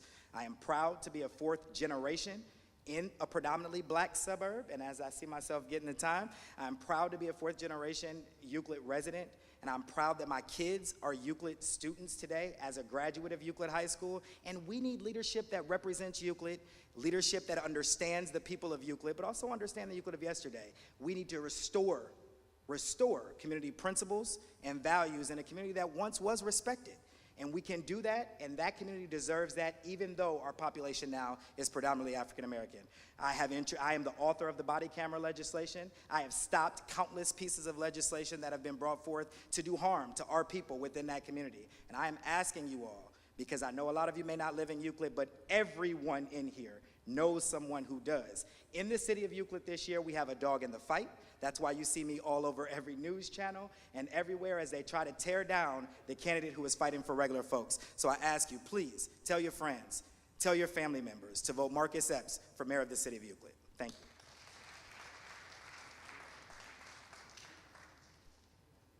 you. Good evening, everyone. It is a privilege to be in this historic church. Let me just first say thank you to Meredith Turner, my friend, and all the organizations that are sponsoring this event. It's a pleasure to be here. My name is David Weiss. I'm the mayor of Shaker Heights. I've been mayor for almost 6 years, and I am seeking re-election for a 4-year term. I have lived for over 37 years in Shaker, have been on council, city council, been involved in not-for-profits for many, many years, raised a family, was a small business owner in Shaker. And when I came into office, I was focusing on a number of things, but just in short, economic development and growth.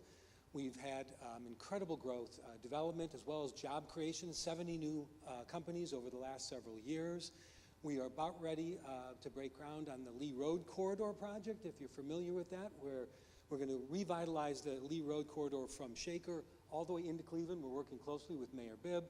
So we're doing all incredible things on the economic development side. On sustainability, we are award-winning statewide for some of the efforts we've made in sustainability. In the area of diversity, equity, and inclusion, it's also another area. We've created our first DEI office, hired our first DEI officer. We've also hired our first African-American police chief in the history of Shaker Heights. So I'm looking forward to continuing to do all the good things that we're trying to do in Shaker Heights. I work with many of the other mayors that you've heard here tonight. It's a very collegial group, and it's an honor and a privilege to work and live in this community. So again, I hope you will tell your friends to vote for David Weiss, Mayor of Shaker Heights. Thank you.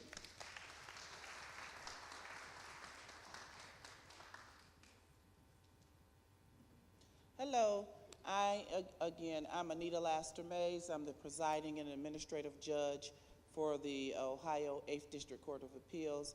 I am the only African American presiding and administrative judge in the entire state of Ohio. And so I'm not up for re-election, so I'm giving my time back.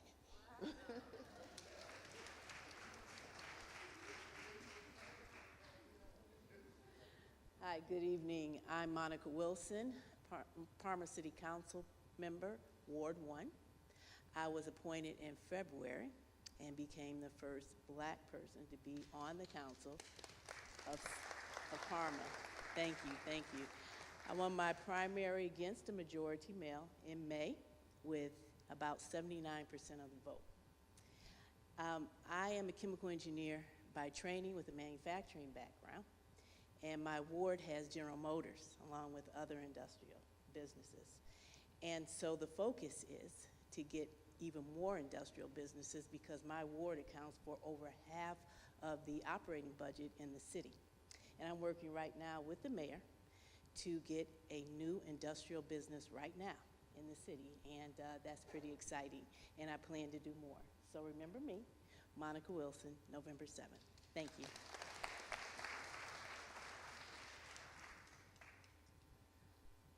Well, hello. I am Cuyahoga County Councilwoman Meredith Turner for District 9, which includes Bedford, Bedford Heights, Cleveland Wards 1, 4, 6, Highland Hills, North Randall, Orange, Pepper Pike, Shaker, Warrensville, and the village of Woodmere. I am not up for re-election. In 2020, we elected a president, Joe Biden. He appointed the 21st president of Delta Sigma Theta Sorority Incorporated, Marsha Fudge, to be secretary of HUD, which created a vacancy in Congress. Chantel Brown is my predecessor, so I completed the balance of her term. I ran for election last year, won, and so I just started my new 4-year term. I'm not up for 27, but I did want to take this time to mention that in 2020, the Cuyahoga County also declared racism as a public health crisis. So I have been spending my time trying to make sure that we are not just creating committees and commissions and talking the talk, but walking the walk. And so I'm proud to have worked with the brothers of the Beta Lambda Omega chapter of Iota Phi Theta Fraternity Incorporated. We are rehabbing a home. Just this past Saturday, we were able to meet the family, a single mother with 3 boys who will be moving into their own home at the end of this month, sometime in November, brothers. And I'm also working with the brothers of Alpha Phi Alpha Fraternity Incorporated to upgrade their building off 116 so they can expand their food pantry program. I've had multiple conversations with all members of the Divine Nine offering some financial support, so I'm not calling you all anymore. You know my number. Meredith Turner, thank you.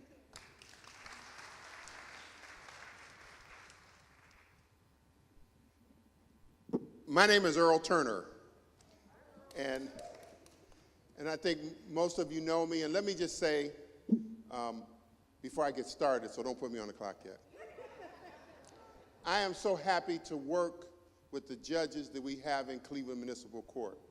We have a great working relationship, and the program that I have pushed for many years that many of you are familiar with, which is In the Neighborhood, the judges work with me to make sure it works.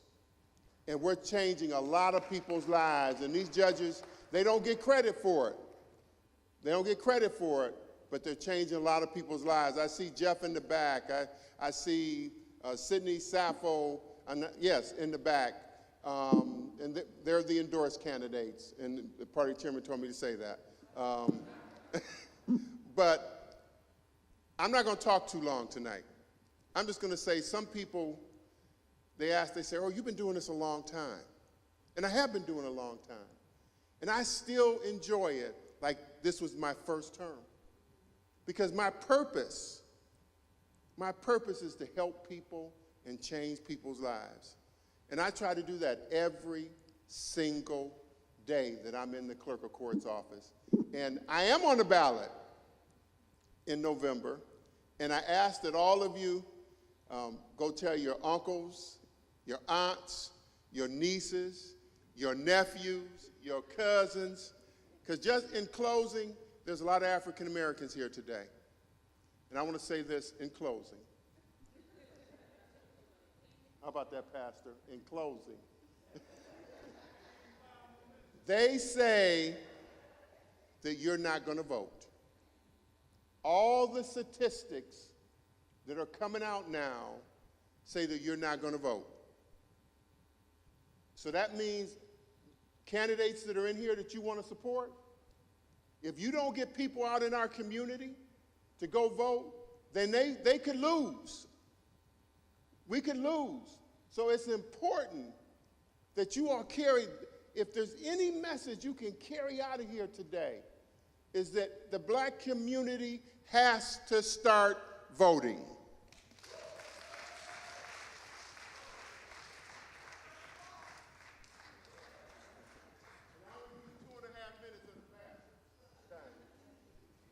How y'all doing? My name is Twan Billings. I'm a city councilman at large and as well as a city leader there. First of all, you know, this is a room full of people that I have worked with. Mr. Jeff Johnson, I wanted to say thank you. I never really ever get a chance to ever thank him. But unlike a lot of elected officials and people that's running, I came from Los Angeles. Some people know my testament. I was the person that brought the Crips here in Ohio and then introduced it. I did 13 years in the penitentiary for a crime I never seen, I wasn't even involved with. I've been through a lot in my life. I would say that. I'm typical, your nephew, uncle, Pookie, boo-boo you got in your family, typical, right? So having the opportunity to be a servant and changing lives, I would just say that, you know, one of the things for certain is when you have people that's running for office, you make sure that you court those people. It's like a relationship, as I always explain to somebody. A woman ain't gonna date a man that don't bring nothing to the table, and a man ain't gonna date a woman that don't bring peace. Thank you. Okay, y'all, this is my third time being up here, so I'm gonna need y'all to know my name after this, okay? My name is Councilwoman Chanel Elston. I represent the city of South Euclid. I've been on council since 2020, and I am up for re-election this November. I'm running to just be able to continue the work that I've been doing throughout the city, but more importantly, I'm a very big advocate for the next generation, and I think that it is important for them to have young people of color in elected offices that they can see, because you cannot be something that you do not see. So that's what I'm re-running for. I hope that if you are a South Euclid resident or you know anyone who lives in that city, you will ask them to consider supporting me. Chanel Elston for City Council. Thank you.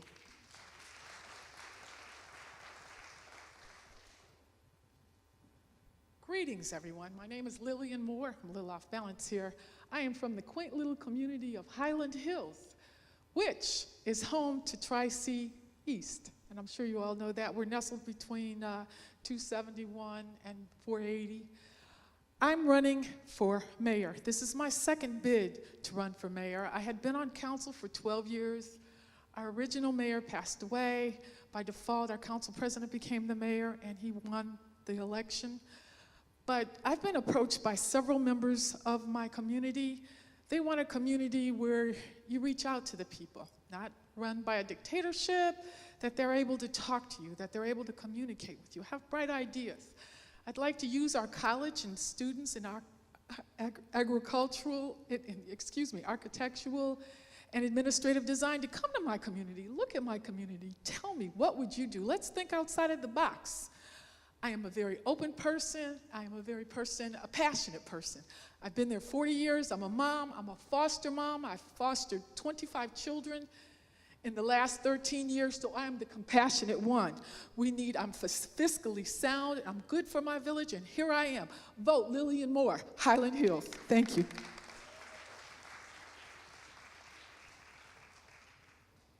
All right, good evening, everyone. I am an elected official. I'm a precinct committee person, William Tarter out in Broadview Heights. I wanted to ask if there are any candidates here for Cleveland Municipal Court, if you could please stand and make your way to the second pew, okay? We're gonna move to the judicial interview portion of our event this evening, so I'm gonna ask for each one of the candidates, if you would, just come to the second row. And what we're going to do, because we are short on time, is I'm going to ask for each person to come up one at a time. I'm going to ask you a question or two, and then we're going to keep it moving, all right? So time is very short, so we're going to try and get to everyone and make sure that we're able to do this quickly, okay? All right, so how many candidates do we have for Cleveland Municipal Court here? We have 1, 2, 3, 4, 5, 6, 7. Okay, excellent. Okay, so what we're going to do is we're going to ask, we're just going to go in order. So, Jeff, I'm going to ask you to come first, if you would. Have a seat here. All right, thank you. All right. So, Jeff, it's good to see you. All right. Just real quick, if you would, just take a minute, introduce yourself, and what seat you are seeking, and what you bring to the table in 1 minute. Who's doing accounting? I am. Oh, okay. I saw hands earlier. Yeah. Okay, that was you, my bad. All right. I'm Jeff Johnson. I am a candidate for Cleveland Municipal Court. I'm running in an open slot when Judge Michael Nelson is aged out, and so it's an open slot where I have 2 opponents. There are no elected officials, so it's an open seat. Also, I'm a Phi Beta Sigma member. Just want you to know my blue and white. Come on, bro. You know, exactly. I've been in politics. I've been in elected office for 23 years. I have been in public service for about 35 years. I've been a councilman for 14 years. I was state senator for 9 years. I served as Jane Campbell's director of community relations. I am presently a magistrate as well as the interim court administrator and the previous court administrator at the housing court. Recently, Judge Scott asked me to wear 2 hats because our court administrator got married and left and went to another job. So I'm wearing both hats right now, and I believe because of my experience, because I've been out there on the front line, because I understand how important a municipal court judge is in our community of Cleveland, and I've lived in my community all my life, that I believe that this is the next step for me to be able to take what I know and be able to impact. And when it comes to the court, many folks for the first time come in front of the municipal court, and that's why I chose the municipal court, because of that. And so I'll stop there. Okay, thank you, Jeff. So just real quick, for the sake of our audience, you have some people who may be familiar with Cleveland Municipal Court, some people may not. How long is the term? And are the people who come before you, are they mostly Cleveland residents, or if you were elected, tell me about the cases you would see. Okay. Let me first acknowledge Dr. Harris and much love to Antioch, Pastor Dr. Harris. It is City of Cleveland residents and Bracknell only. It is, and it deals with misdemeanor cases as well as traffic cases. It deals with tickets that they may happen in the neighborhood. What I really love about it is that we have a number of what we call specialized dockets, mental health, sex trafficking, drug courts, that allows for us to do alternative sentencing and be very unique, so that we can send people on a different trajectory so they don't end up in a common pleas court dealing with more serious crime.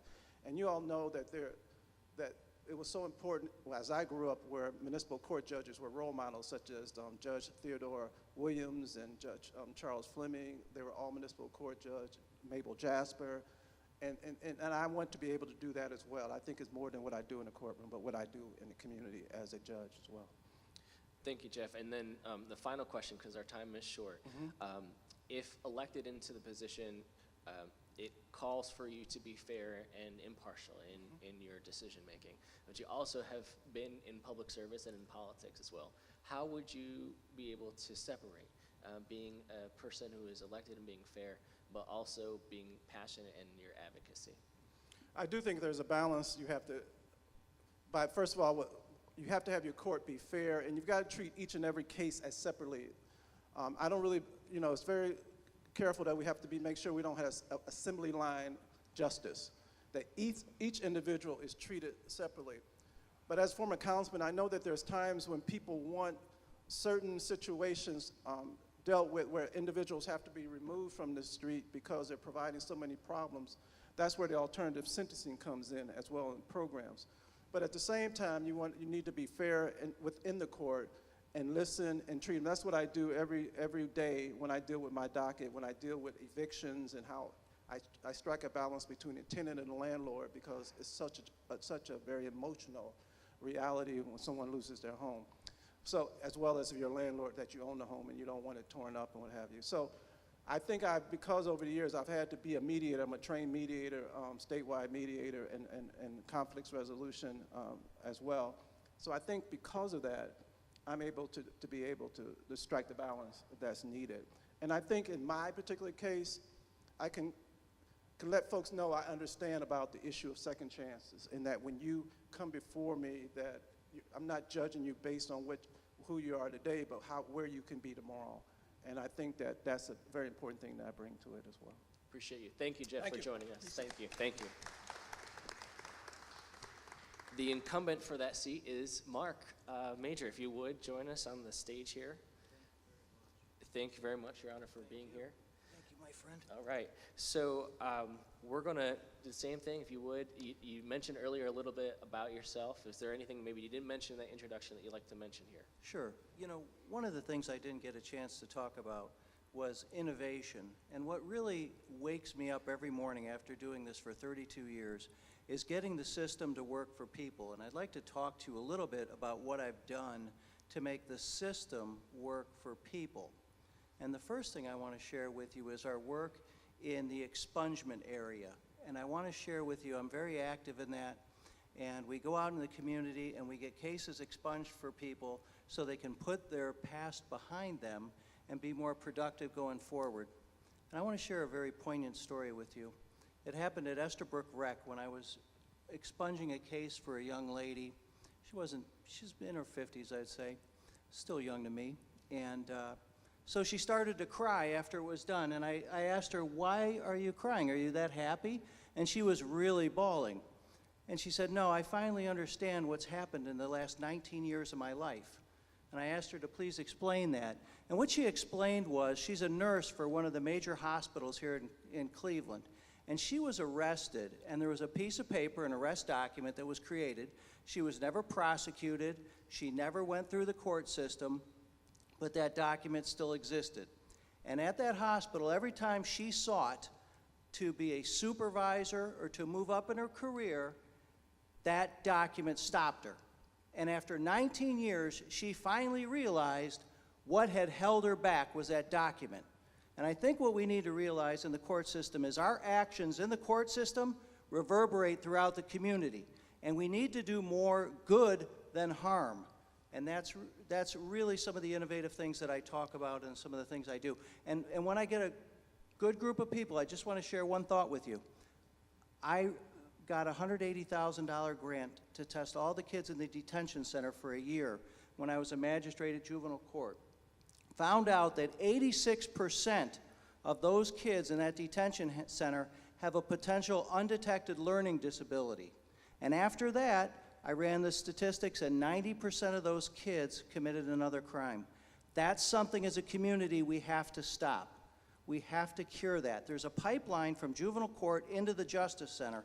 We have to stop that pipeline. Thank you all. All right, and Judge, the final question, because time is moving. As the incumbent in the race, I'm sorry. Oh, I apologize. I have that wrong in my notes, so I apologize about that. I got appointed. I got appointed, so okay. Jeff is correct. Thank yes. you. Right, to a different side, right. A different That's right, side. that's Okay, right, okay. that's right. I have it wrong in Jeff's my right. notes. Okay, Nope, I Jeff's apologize right. to, Thank to you, both Jeff, of you're you. right, thank you. So if you would just share if there is anything that you have not done during your time appointed in the position that you would like to see done if elected. Yeah, so here's an interesting thing. A lot of people don't know in the city of Cleveland there's something called financial repression.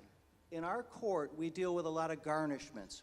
What happens is you go to a car rental place, a buy here, pay here, you get a car, or you go to a furniture rental place, you get furniture, turns out the car's junk, so you return it. In the state of Ohio, the interest rate that they can charge on you statewide is 8%.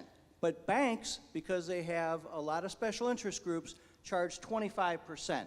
So when I got to the court and I saw these garnishments and I saw, okay, the debt's $2,000, but the accrued interest is $12,000. I said, what's going on here? And what happens is when people get these judgments and then they're at their job and they're served with a piece of paper that says you owe $14,000, we're going to take your wages, what do? They leave. Because they know they can't pay that $14,000 of debt. So what do? Somebody that could stay at a job, that does a good job, can't build up that employment record because they're bouncing from job to job in front of these bills that they can't pay. So what do? I've only been here about 8 months. What I started doing is setting hearings so we can determine if that, in fact, 25% is fair. And what I do as a judge, because we're judges of law and equity in the city of Cleveland, is we can look behind that and say, you know what, I don't think 25% is fair because this person has no money to pay you. And by the way, Cleveland's the most impoverished city in the country. So let's stop that. And I have the ability as a judge to knock it down, knock down that rate. Thank you. Thank you so much for your time. Appreciate you joining us this evening. Thank God you. bless. Thank you. Sydney Strickland Saffold. Heather. Is that Heather McCullough? Okay, I apologize. So that's the same seat. I was trying to do it in order, so I apologize. Thank you. Thank you very much, Heather. I apologize about that. We're doing it in order. All right, Heather McCullough, would you please tell us about yourself and what you bring to the seat if elected? Heather McCullough. I'm the other Democrat in that race that we were just discussing. That will be the seat that will be vacated by Judge Michael Nelson. I worked for 30 years at the Juvenile Detention Center, almost. I spent 20 years as an attorney, and I've spent all of that 20 years in the courtroom. I started off as appointed counsel with the juvenile court, doing guardian ad litem work, working with juvenile delinquencies and neglect, abuse, dependency cases. I also was appointed counsel in the common pleas court. I started off as a public defender working for the city of East Cleveland. I did that for 15 years, and then I switched and became the prosecutor and assistant law director for the city of East Cleveland. So I was able to expand my knowledge of civil work as well as criminal. I've had bench trials, jury trials in all three courts: municipal, common pleas, and federal court. Excellent, thank you. And if elected, can you tell us about some of the things that you would like to see done in the court that perhaps may be innovative or creative or not done?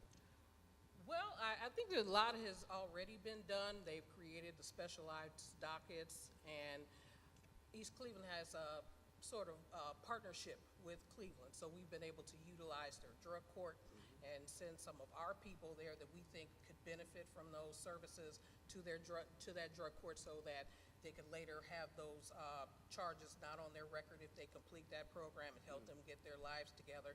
Then once they complete that program, and it is a 2-year program, so it involves a commitment, but if they're willing to stick it out, it benefits their lives so much, and they come back before us and we get to see them, successful, and then maybe we can work out their other issues. So I don't see a lot of change needed right away. That's kind of one of those things you kind of get in and see what needs to be done. I don't want to come in and just start shaking everything up when I don't, have a full picture of what's being done. You look and you see what needs to be done and you change that, but you start with what you have. And they have their veterans court, the domestic violence docket. They have all kinds of dockets, so I would want to work with those and see where those go. Excellent. And for the final question, and I apologize that I missed you earlier. So if you could please tell us what you bring that's unique as a candidate. What a unique skill set would you bring to the seat if elected? Well, as I said, my 20 years of being an attorney has been physically in that courtroom. So, and because I've been the prosecutor and the defense counsel, I know it from both sides. And from both ends, I've always tried to be fair. When I'm defense counsel, I'm asking that the prosecutors be fair with my clients. Don't overcharge them. Be willing to bring those charges down. You know, hold them accountable for what they've done, but don't basically screw them over, you know, so that their lives are just completely messed up. Because it won't take, sometimes it takes the smallest little thing, a simple open container charge. I've done a lot of expungements, and I had a municipal court judge who refused to dismiss an open container so that I could get rid of a felon. But I was able to get that common pleas judge to overlook that open container and get his entire record expunged. And that's what I want to bring.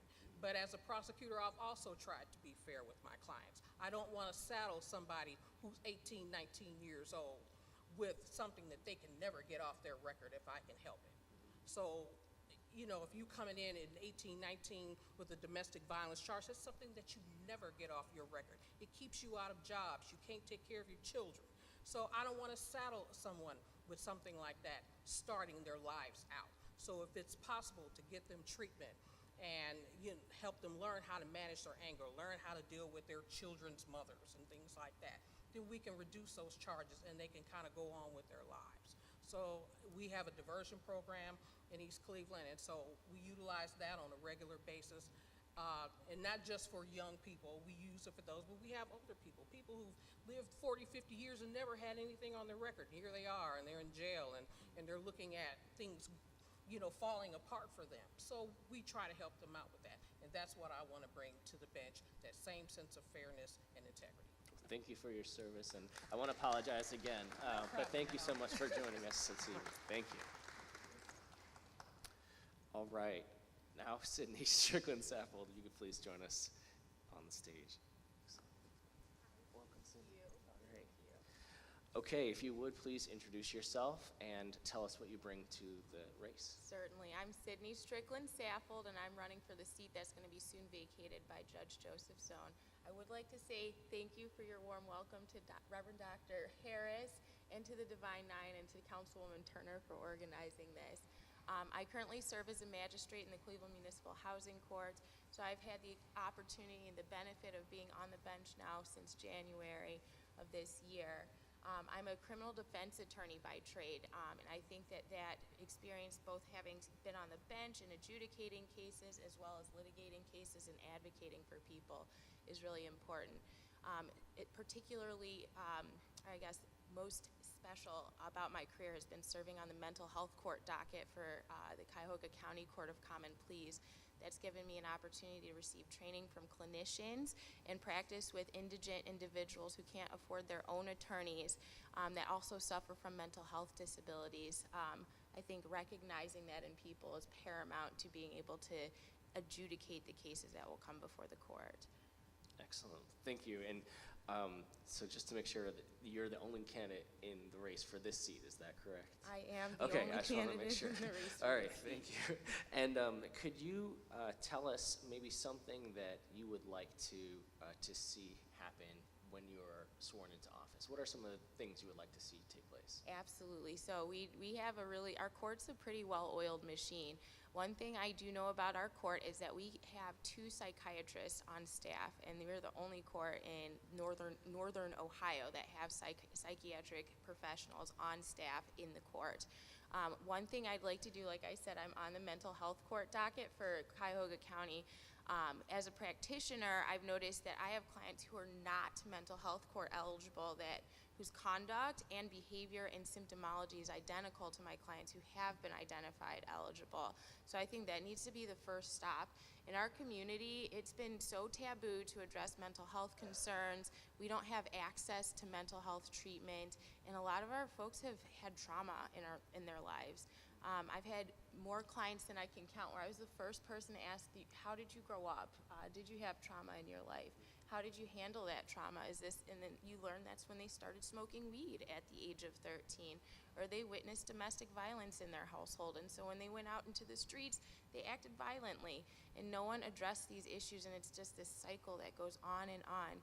But our court has the opportunity to engage with these people and stop that cycle, get them engaged with the right clinicians, with the psychiatrists on staff, the programming that exists, workforce development, and then they don't continue committing crimes. We get them trained on how to have a job, and then they get jobs and they become productive and they're proud of themselves. And I think that's how we break a lot of the problems that we have in our community up.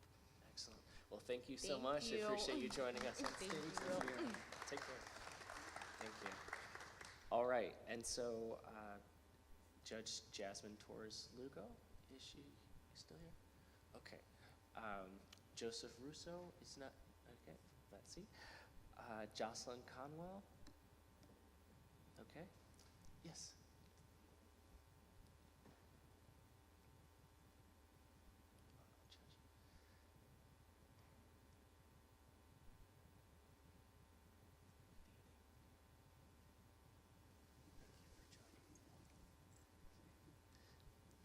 Thank you for joining us this evening. If you would, please introduce yourself and share with us what brings you to the race. Okay, I'm Jocelyn Conwell, and I'm a 34-year, will be 34 years next month, 34-year practicing attorney, but I have actually over 40 years of public service, because that's exactly what a judge is. They are a public servant, and I'm also a lifetime member of Delta Sigma Theta Sorority Incorporated. Like I said, I would have been a practicing attorney coming up on 34 years. I'm a Cleveland native, actually. Graduated from Cleveland Public Schools, graduated from Baldwin Wallace College, graduated from Cleveland State College of Law. I started my legal career actually as a county prosecutor under our soror, Stephanie Tubbs Jones. I was one of her first hires. I worked at that office for about between 9.5 to 10 years. I worked in both child support enforcement units, the juvenile division for people who have children without benefit of marriage, and I also worked in the domestic relations child support enforcement division for people who have children as a product of marriage. I also did felony cases, a number of those, you name them, murders, rapes, bench trials, jury trials, and I forgot to mention that I also did a number of juvenile delinquency cases. Those are all bench trials. Did a number of bindovers. As you know, juveniles can commit some pretty heinous crimes. So I did a number of bindovers as well, and I've done bindovers in the criminal system as well as a defense attorney. I've defended those as well as prosecuted those bindover offenses. Bindovers are involved in criminal offenses because criminal matters started in the municipality where the case began, and then it's bound over to the Common Pleas Division, which has jurisdiction over felony cases. So I've done both prosecution and defense of those. I was also an acting judge in the city of South Euclid for a couple of years. And I've done a number of court-appointed cases because when people are accused of a crime, they have a legal right to legal representation even though they may not be able to afford it. So I've done misdemeanor representation of people who were charged with misdemeanor offenses as well as felony offenses, and I still do those to this day. I have my own law practice. I've had it for over 20 years, and I do a lot of criminal defense work. I do estate cases. I've done consumer bankruptcies, and I've done domestic cases. In fact, one of my former clients was sitting right next to me this evening, reminded me that I had represented her in her divorce case a number of years ago. So I've been out here in a number of different capacities, and I was also an election protection attorney for former President Barack Obama in both elections. So I've been out here in the community in a number of different capacities. I've worn all three hats, as you can see. I was a prosecutor, I am currently a criminal defense attorney, and I've been a judge. And I've practiced extensively in the municipal system. Right now, I'm a public defender in the city of East Cleveland. I was a former prosecutor in the city of East Cleveland. I've even been a civil service commissioner for the city of South Euclid. I did that for a number of years over the safety forces, both police and fire. So as you can see, I have a particular passion for public service because I've been doing it all of my adult life, basically, for the most part, because like I said, I've been a practicing attorney for over 34 years, well, almost 34 years, so it's over half my life I've been doing that. So I've been in public service in a lot of different capacities, and I know just based on that I can relate to the struggles that bring people to our courts, because as a former probation officer, which I forgot to mention, I've been in the homes. I can identify with people. I'm from Cleveland. I understand the struggles that bring them to court, so I have the empathy and compassion. And I can sit there and listen to the facts, and I can relate to those facts and give them their day in court, because they deserve it. And as a defense attorney, I'm the only person in my race who has an extensive defense attorney background. So that's what I bring to the bench, because I have that compassion, empathy, and understanding. I know how difficult it is in all three instances. I have perspectives for all three. Thank you, Ms. Conwell. I appreciate it. One more question. When you look at the responsibilities of a municipal court judge, you have some people in the audience who are attorneys, some people who are not. You know, what would you bring specifically to this office? What would you want to see done if elected into the seat? Well, you know, for one thing, I know that I would have to be mindful of the fact, you know, that I can't just come in there and just bombard it. I'd have to want to work with the clerk of courts and the other jurists there as well. And then we sit down and hash out some things. That I did see some things that were problematic as a defense attorney in Cleveland Municipal Court on the domestic violence docket. Because oftentimes, and I've represented men, I've prosecuted domestic violence cases as well as defended them, and oftentimes men are wrongfully accused of domestic violence. And there are some procedures and some things that I've seen done in Cleveland Municipal Court that for me personally made my job unreasonably difficult. So that's something that I would definitely like to sit down and address with my fellow jurists once I get in there. But that's not something that you just go in and just say, hey, this is the way I want it done. You've got to be mindful. You know, it's called teamwork. Yes. You know, it's only fair. Thank you. I know there's a lot there that, I mean, I would love to talk with you more, because there's some other things that you mentioned that time won't permit us to get into, but I just really want to thank you for speaking and for sharing your thoughts on the race today. So okay. Best wishes to you. Okay. Thank you. All right.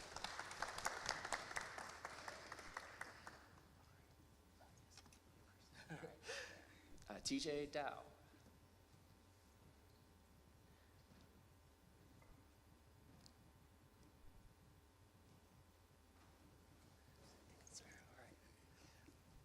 Welcome, TJ. Thank you. All right. Thank you. So, same opening question. Tell us a little bit about yourself and what you bring to this race. All right, I want to first acknowledge Pastor Dr. Harris and also Mitty Davis Jones. She allowed me, I actually worked under her as her grad assistant. When I was in law school, I also did the joint degree, so I got my MPA. So she made it available for me to financially provide for myself while I was in school, so I wanted to thank her as well. So, all right. All right. Mm-hmm. And tell us a little bit about you and what you'd bring to this race. Yes, my name is TJ Dow. I was an assistant county prosecutor, so I started off in Children and Family Services, where I represented the county and against children that were abused, neglected, or dependent. Then I moved to the juvenile felony unit as well, where I did a number of trials as well and bind over hearings also. And then I was in the general felony unit, where I tried bench trials, jury trials. I moved over into the grand jury unit as well. I also worked in the appellate department, where I wrote appellate briefs and went across the street into the appellate court to argue those on behalf of the county. And then after that, I was elected to city council. But my glimpse into being a prosecutor, what I saw was the vicious cycle that is happening in our community. So the very same kids that I went and represented within the county to remove were the same kids that I saw in the juvenile unit, right? And those same very kids, their parents were also in the felony unit, possibly serving prison time. So I got a firsthand sight just to see the vicious cycle that our community has to, have to deal with. So. And so, if elected, what would be a priority of yours to help break the cycle that you just talked about? Yeah. First and foremost, what I would like to see is when we talk about the mental health docket, we also have to talk about the dual diagnosis. I believe that individuals that have mental health issues also turn to drugs. And a lot of times you have to address both if you really want to help the individual. And we also have to see it as a disease, more so than anything else. So I would like to build upon all the progress that the court has done and continues to do in this area. Another piece of it is, I talked with Judge Patton as well. And so he handles the veterans docket. And that's something near and dear to my heart because my great-grandfather, my grandfather, my mother, and my father all served in the armed forces. So that's something that I would like to take on. He'll be aging out soon as well. So I would love to be able to learn under him, just like I've done throughout my entire career.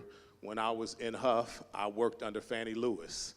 And so I would love to be able to go into a situation where if I'm elected, to be able to work under Judge Patton and take over that veterans docket. Because a lot of times they come before the court with with a lot of baggage that they've had while serving our country. And I think that they should definitely be, handled differently, and we need to collaborate with different agencies and organizations if we can to help them. All right, so one more question. Same question I asked Jeff. I remember being a former city councilman as well. Yeah. How would you balance the fairness and objectivity, if elected, with your advocacy? Yeah. First, me as a council person and working under Fannie Lewis, coming under Councilman Roosevelt Coates, I'm grassroots, and I always will remain grassroots. Even as a judge, I'm grassroots. I'll be out in the community. That's first and foremost. But the piece of it is, and rephrase that, Just as you, if elected, how would you maintain the objectivity and the fairness? Yeah, thank you. So when I was talking with a young lady, an executive over in Ward 1, and it was one of my seniors, our seniors, she said, if you are elected, treat people with dignity and respect. And I told her I would definitely do that. And she told me, treat an individual as you would treat your mom, right? And I said, that's exactly what I would do. My mother, when she was pregnant, when she walked across the stage to get her high school diploma, she was set to go to college. But when she had me, they thought it was done, that she wasn't going to go to college. But she did go to college. And she had my brother shortly thereafter. My father left, so she was a single mom in college. But the women in that college all came together and helped her. On Facebook to this day, when I post things, they call me the Ball State baby because all of the women came together to help her, right? And so when I see an individual that comes before me that's hit bad times, that's a single mother, I see my mother in front of me.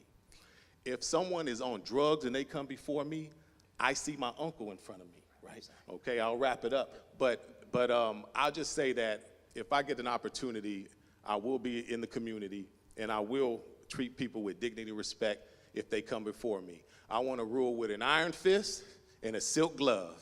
And I'm not going to be too far to the right or too far to the left. Thank you. I'm TJ Dow. Thank you. Thank you, TJ. Joanna Lopez Inman.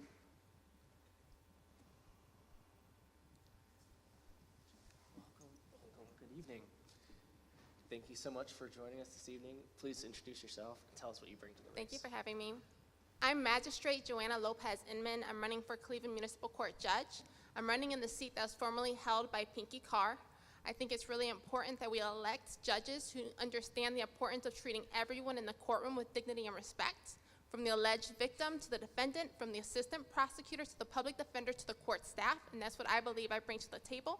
I've been a magistrate for the past 3.5 years, so I have experience dealing with the court, Cleveland Municipal Court specifically, and I have been treating the people that come before me with dignity and respect. So having served in that court, will you tell us a little bit about what you have seen and experienced, and what things would you like to see continue, what things would you like to see done differently if elected to the seat? Okay, so one of the things that I would definitely change or do differently once elected would be handling the arraignment docket. So judges are assigned to hand the arraignment docket, and sometimes they don't handle that assignment. As a result, a magistrate goes in their place. And when that happens, oftentimes a prosecutor is not assigned to that courtroom. So as a result, people will come to courts, they will see the magistrate will explain what they were charged with, will explain what the penalties are, but unless they're ready to plead guilty to the entire ticket, they have to plead not guilty. So that means they have to take another day off of work. They have to find more child care. They have to pay for parking again.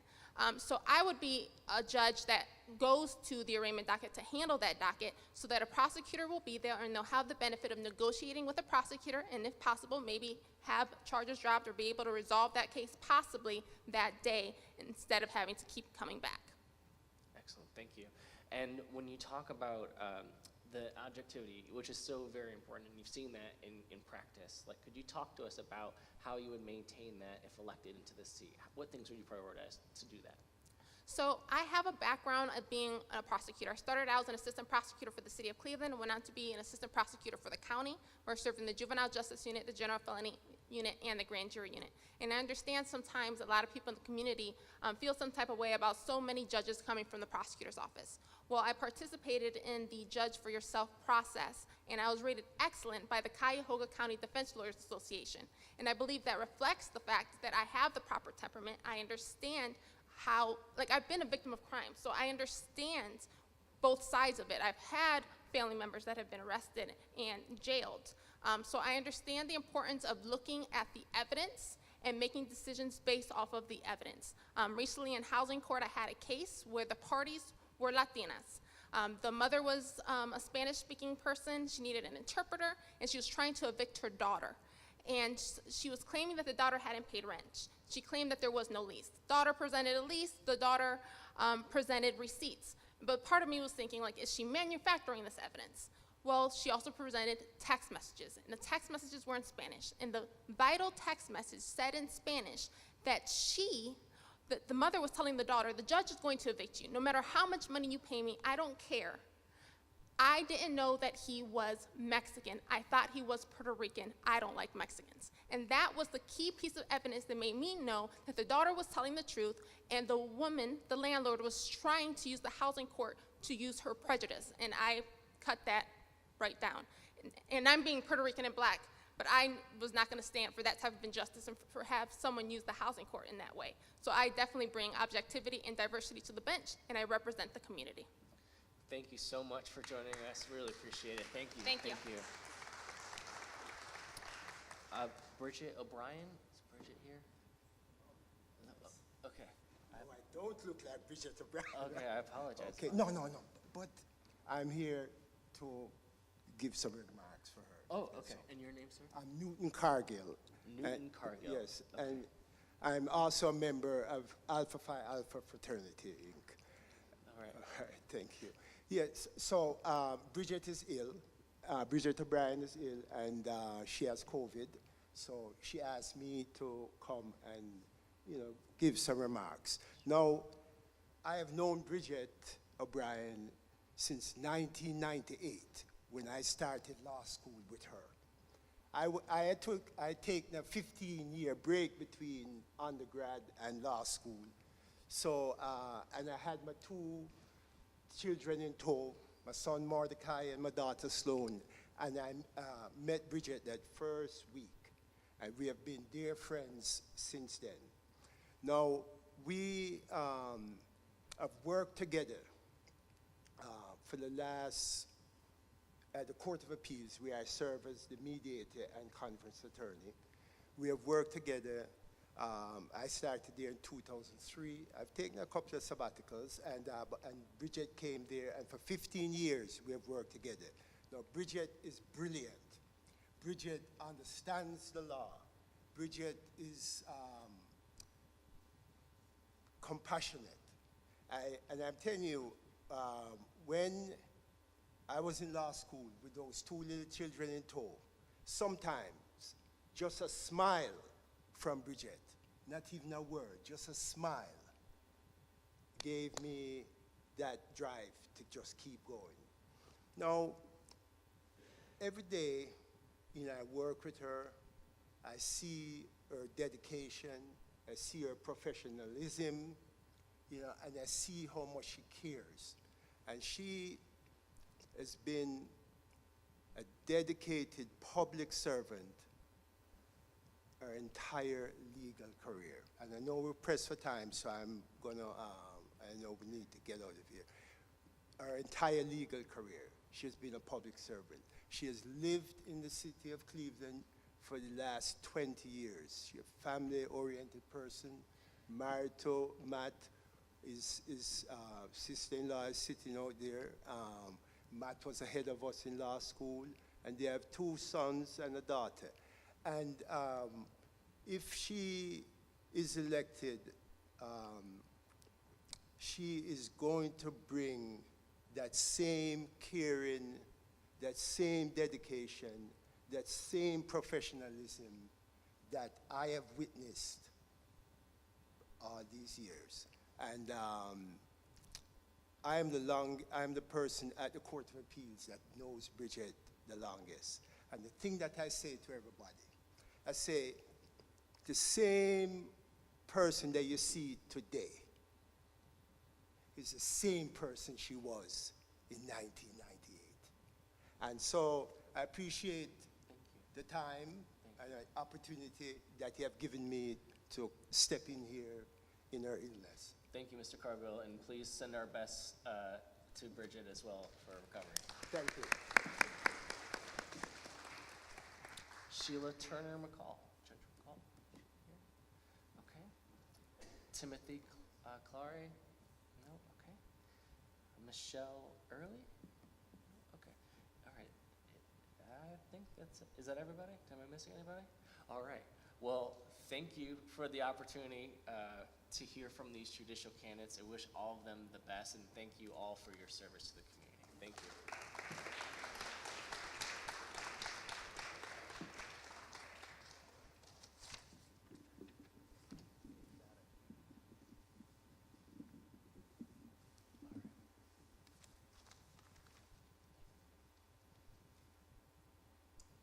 Good evening again.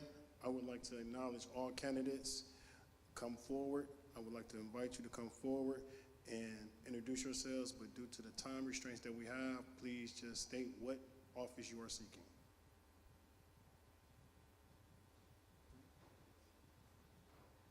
And your name. Let's all wake up. I'm Kyle Hugger Chris. I'm running for the city of Euclid mayor. I started in 1993 with the income tax. 2001 was a bad year for my city. I chose to put Bill Cervenik on the ballot. All these years, I've been involved in the community. Dorita, all this stuff. Let's talk about a community college. Let's talk about your water bill. Let's talk about regulating the gas price. Mr. Bibb, it's already sent to you. 16 years of Frank Jackson with all the streets is Kyle Hugger Chris. You have a United States Marine. You have an Eagle Scout. To my mayor, a vote for me, Christopher Michael Litwinowitz, is not a vote against her. No negativity, positivity. And welcome to Euclid, Ohio. Somebody bought a building in our city. The streets, there's too much to talk about. I have over 7,500 voters. Thank you. Unity in our community.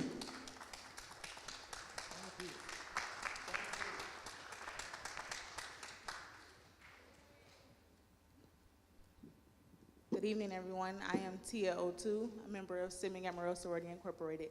I am running for the school board in Euclid, Ohio, and I don't have much time, so I would encourage you to visit my website, www.tiao2.com. It has all of my experience and all of my issues.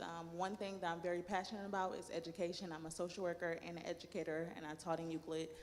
Also served as family liaison there, and I'm the PTA president at my son's school, Chardon Hills Elementary School, and I am just looking to be the voice of the students and the families in my community. I understand where they come from. I have served in education for 10 years and also social work for 15 years. So I'm looking to bring those experiences to the board and represent the voice of my community in Euclid. Thank you.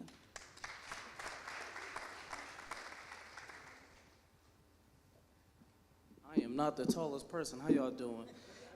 Hey, so listen, my name is Tariq Shabazz. If you don't know who I am, I'm the runner-up to be the Cuyahoga County Executive last year.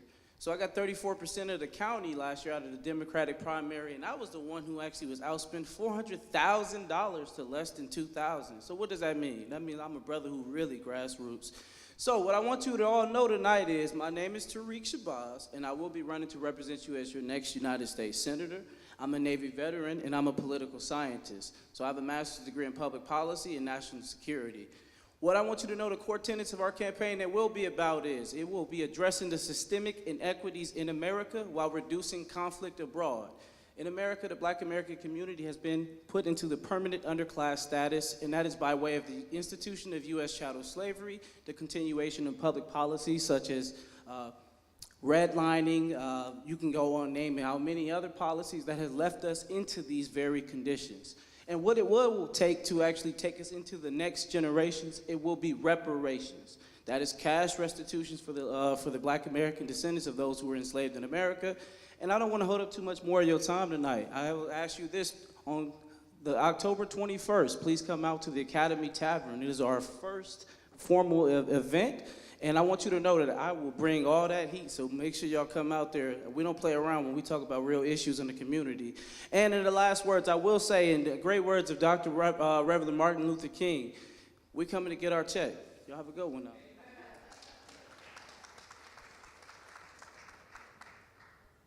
All right, at this time, can we have the planning committee come up, please?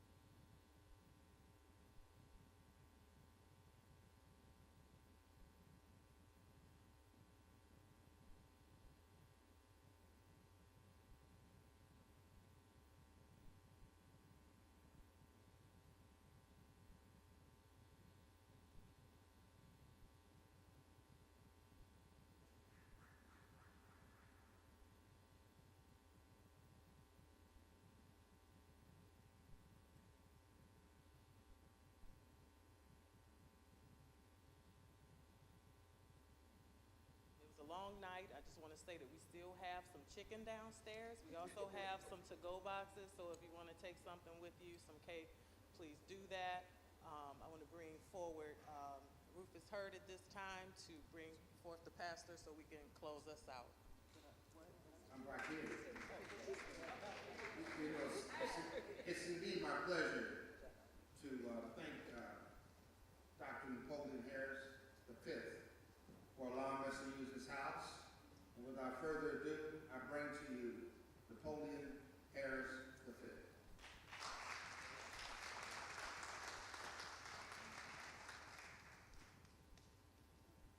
Thank you all. If you give me 30 minutes.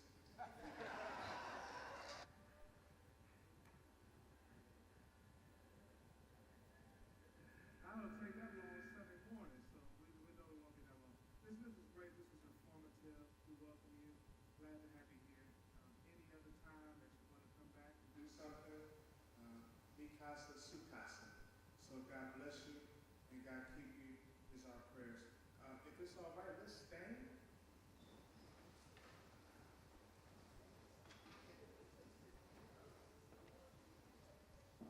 I want to give the benediction, but I want to give what is the first or the original benediction in the Bible. When it came to blessing God's people, God was very snickety about how it should be done. To borrow from the culture, God don't play about his. So let me speak these words of blessing over you. May the Lord bless and protect you. May the Lord make his face to shine on you and be gracious to you. May the Lord lift up his face to you and grant you peace. God bless you.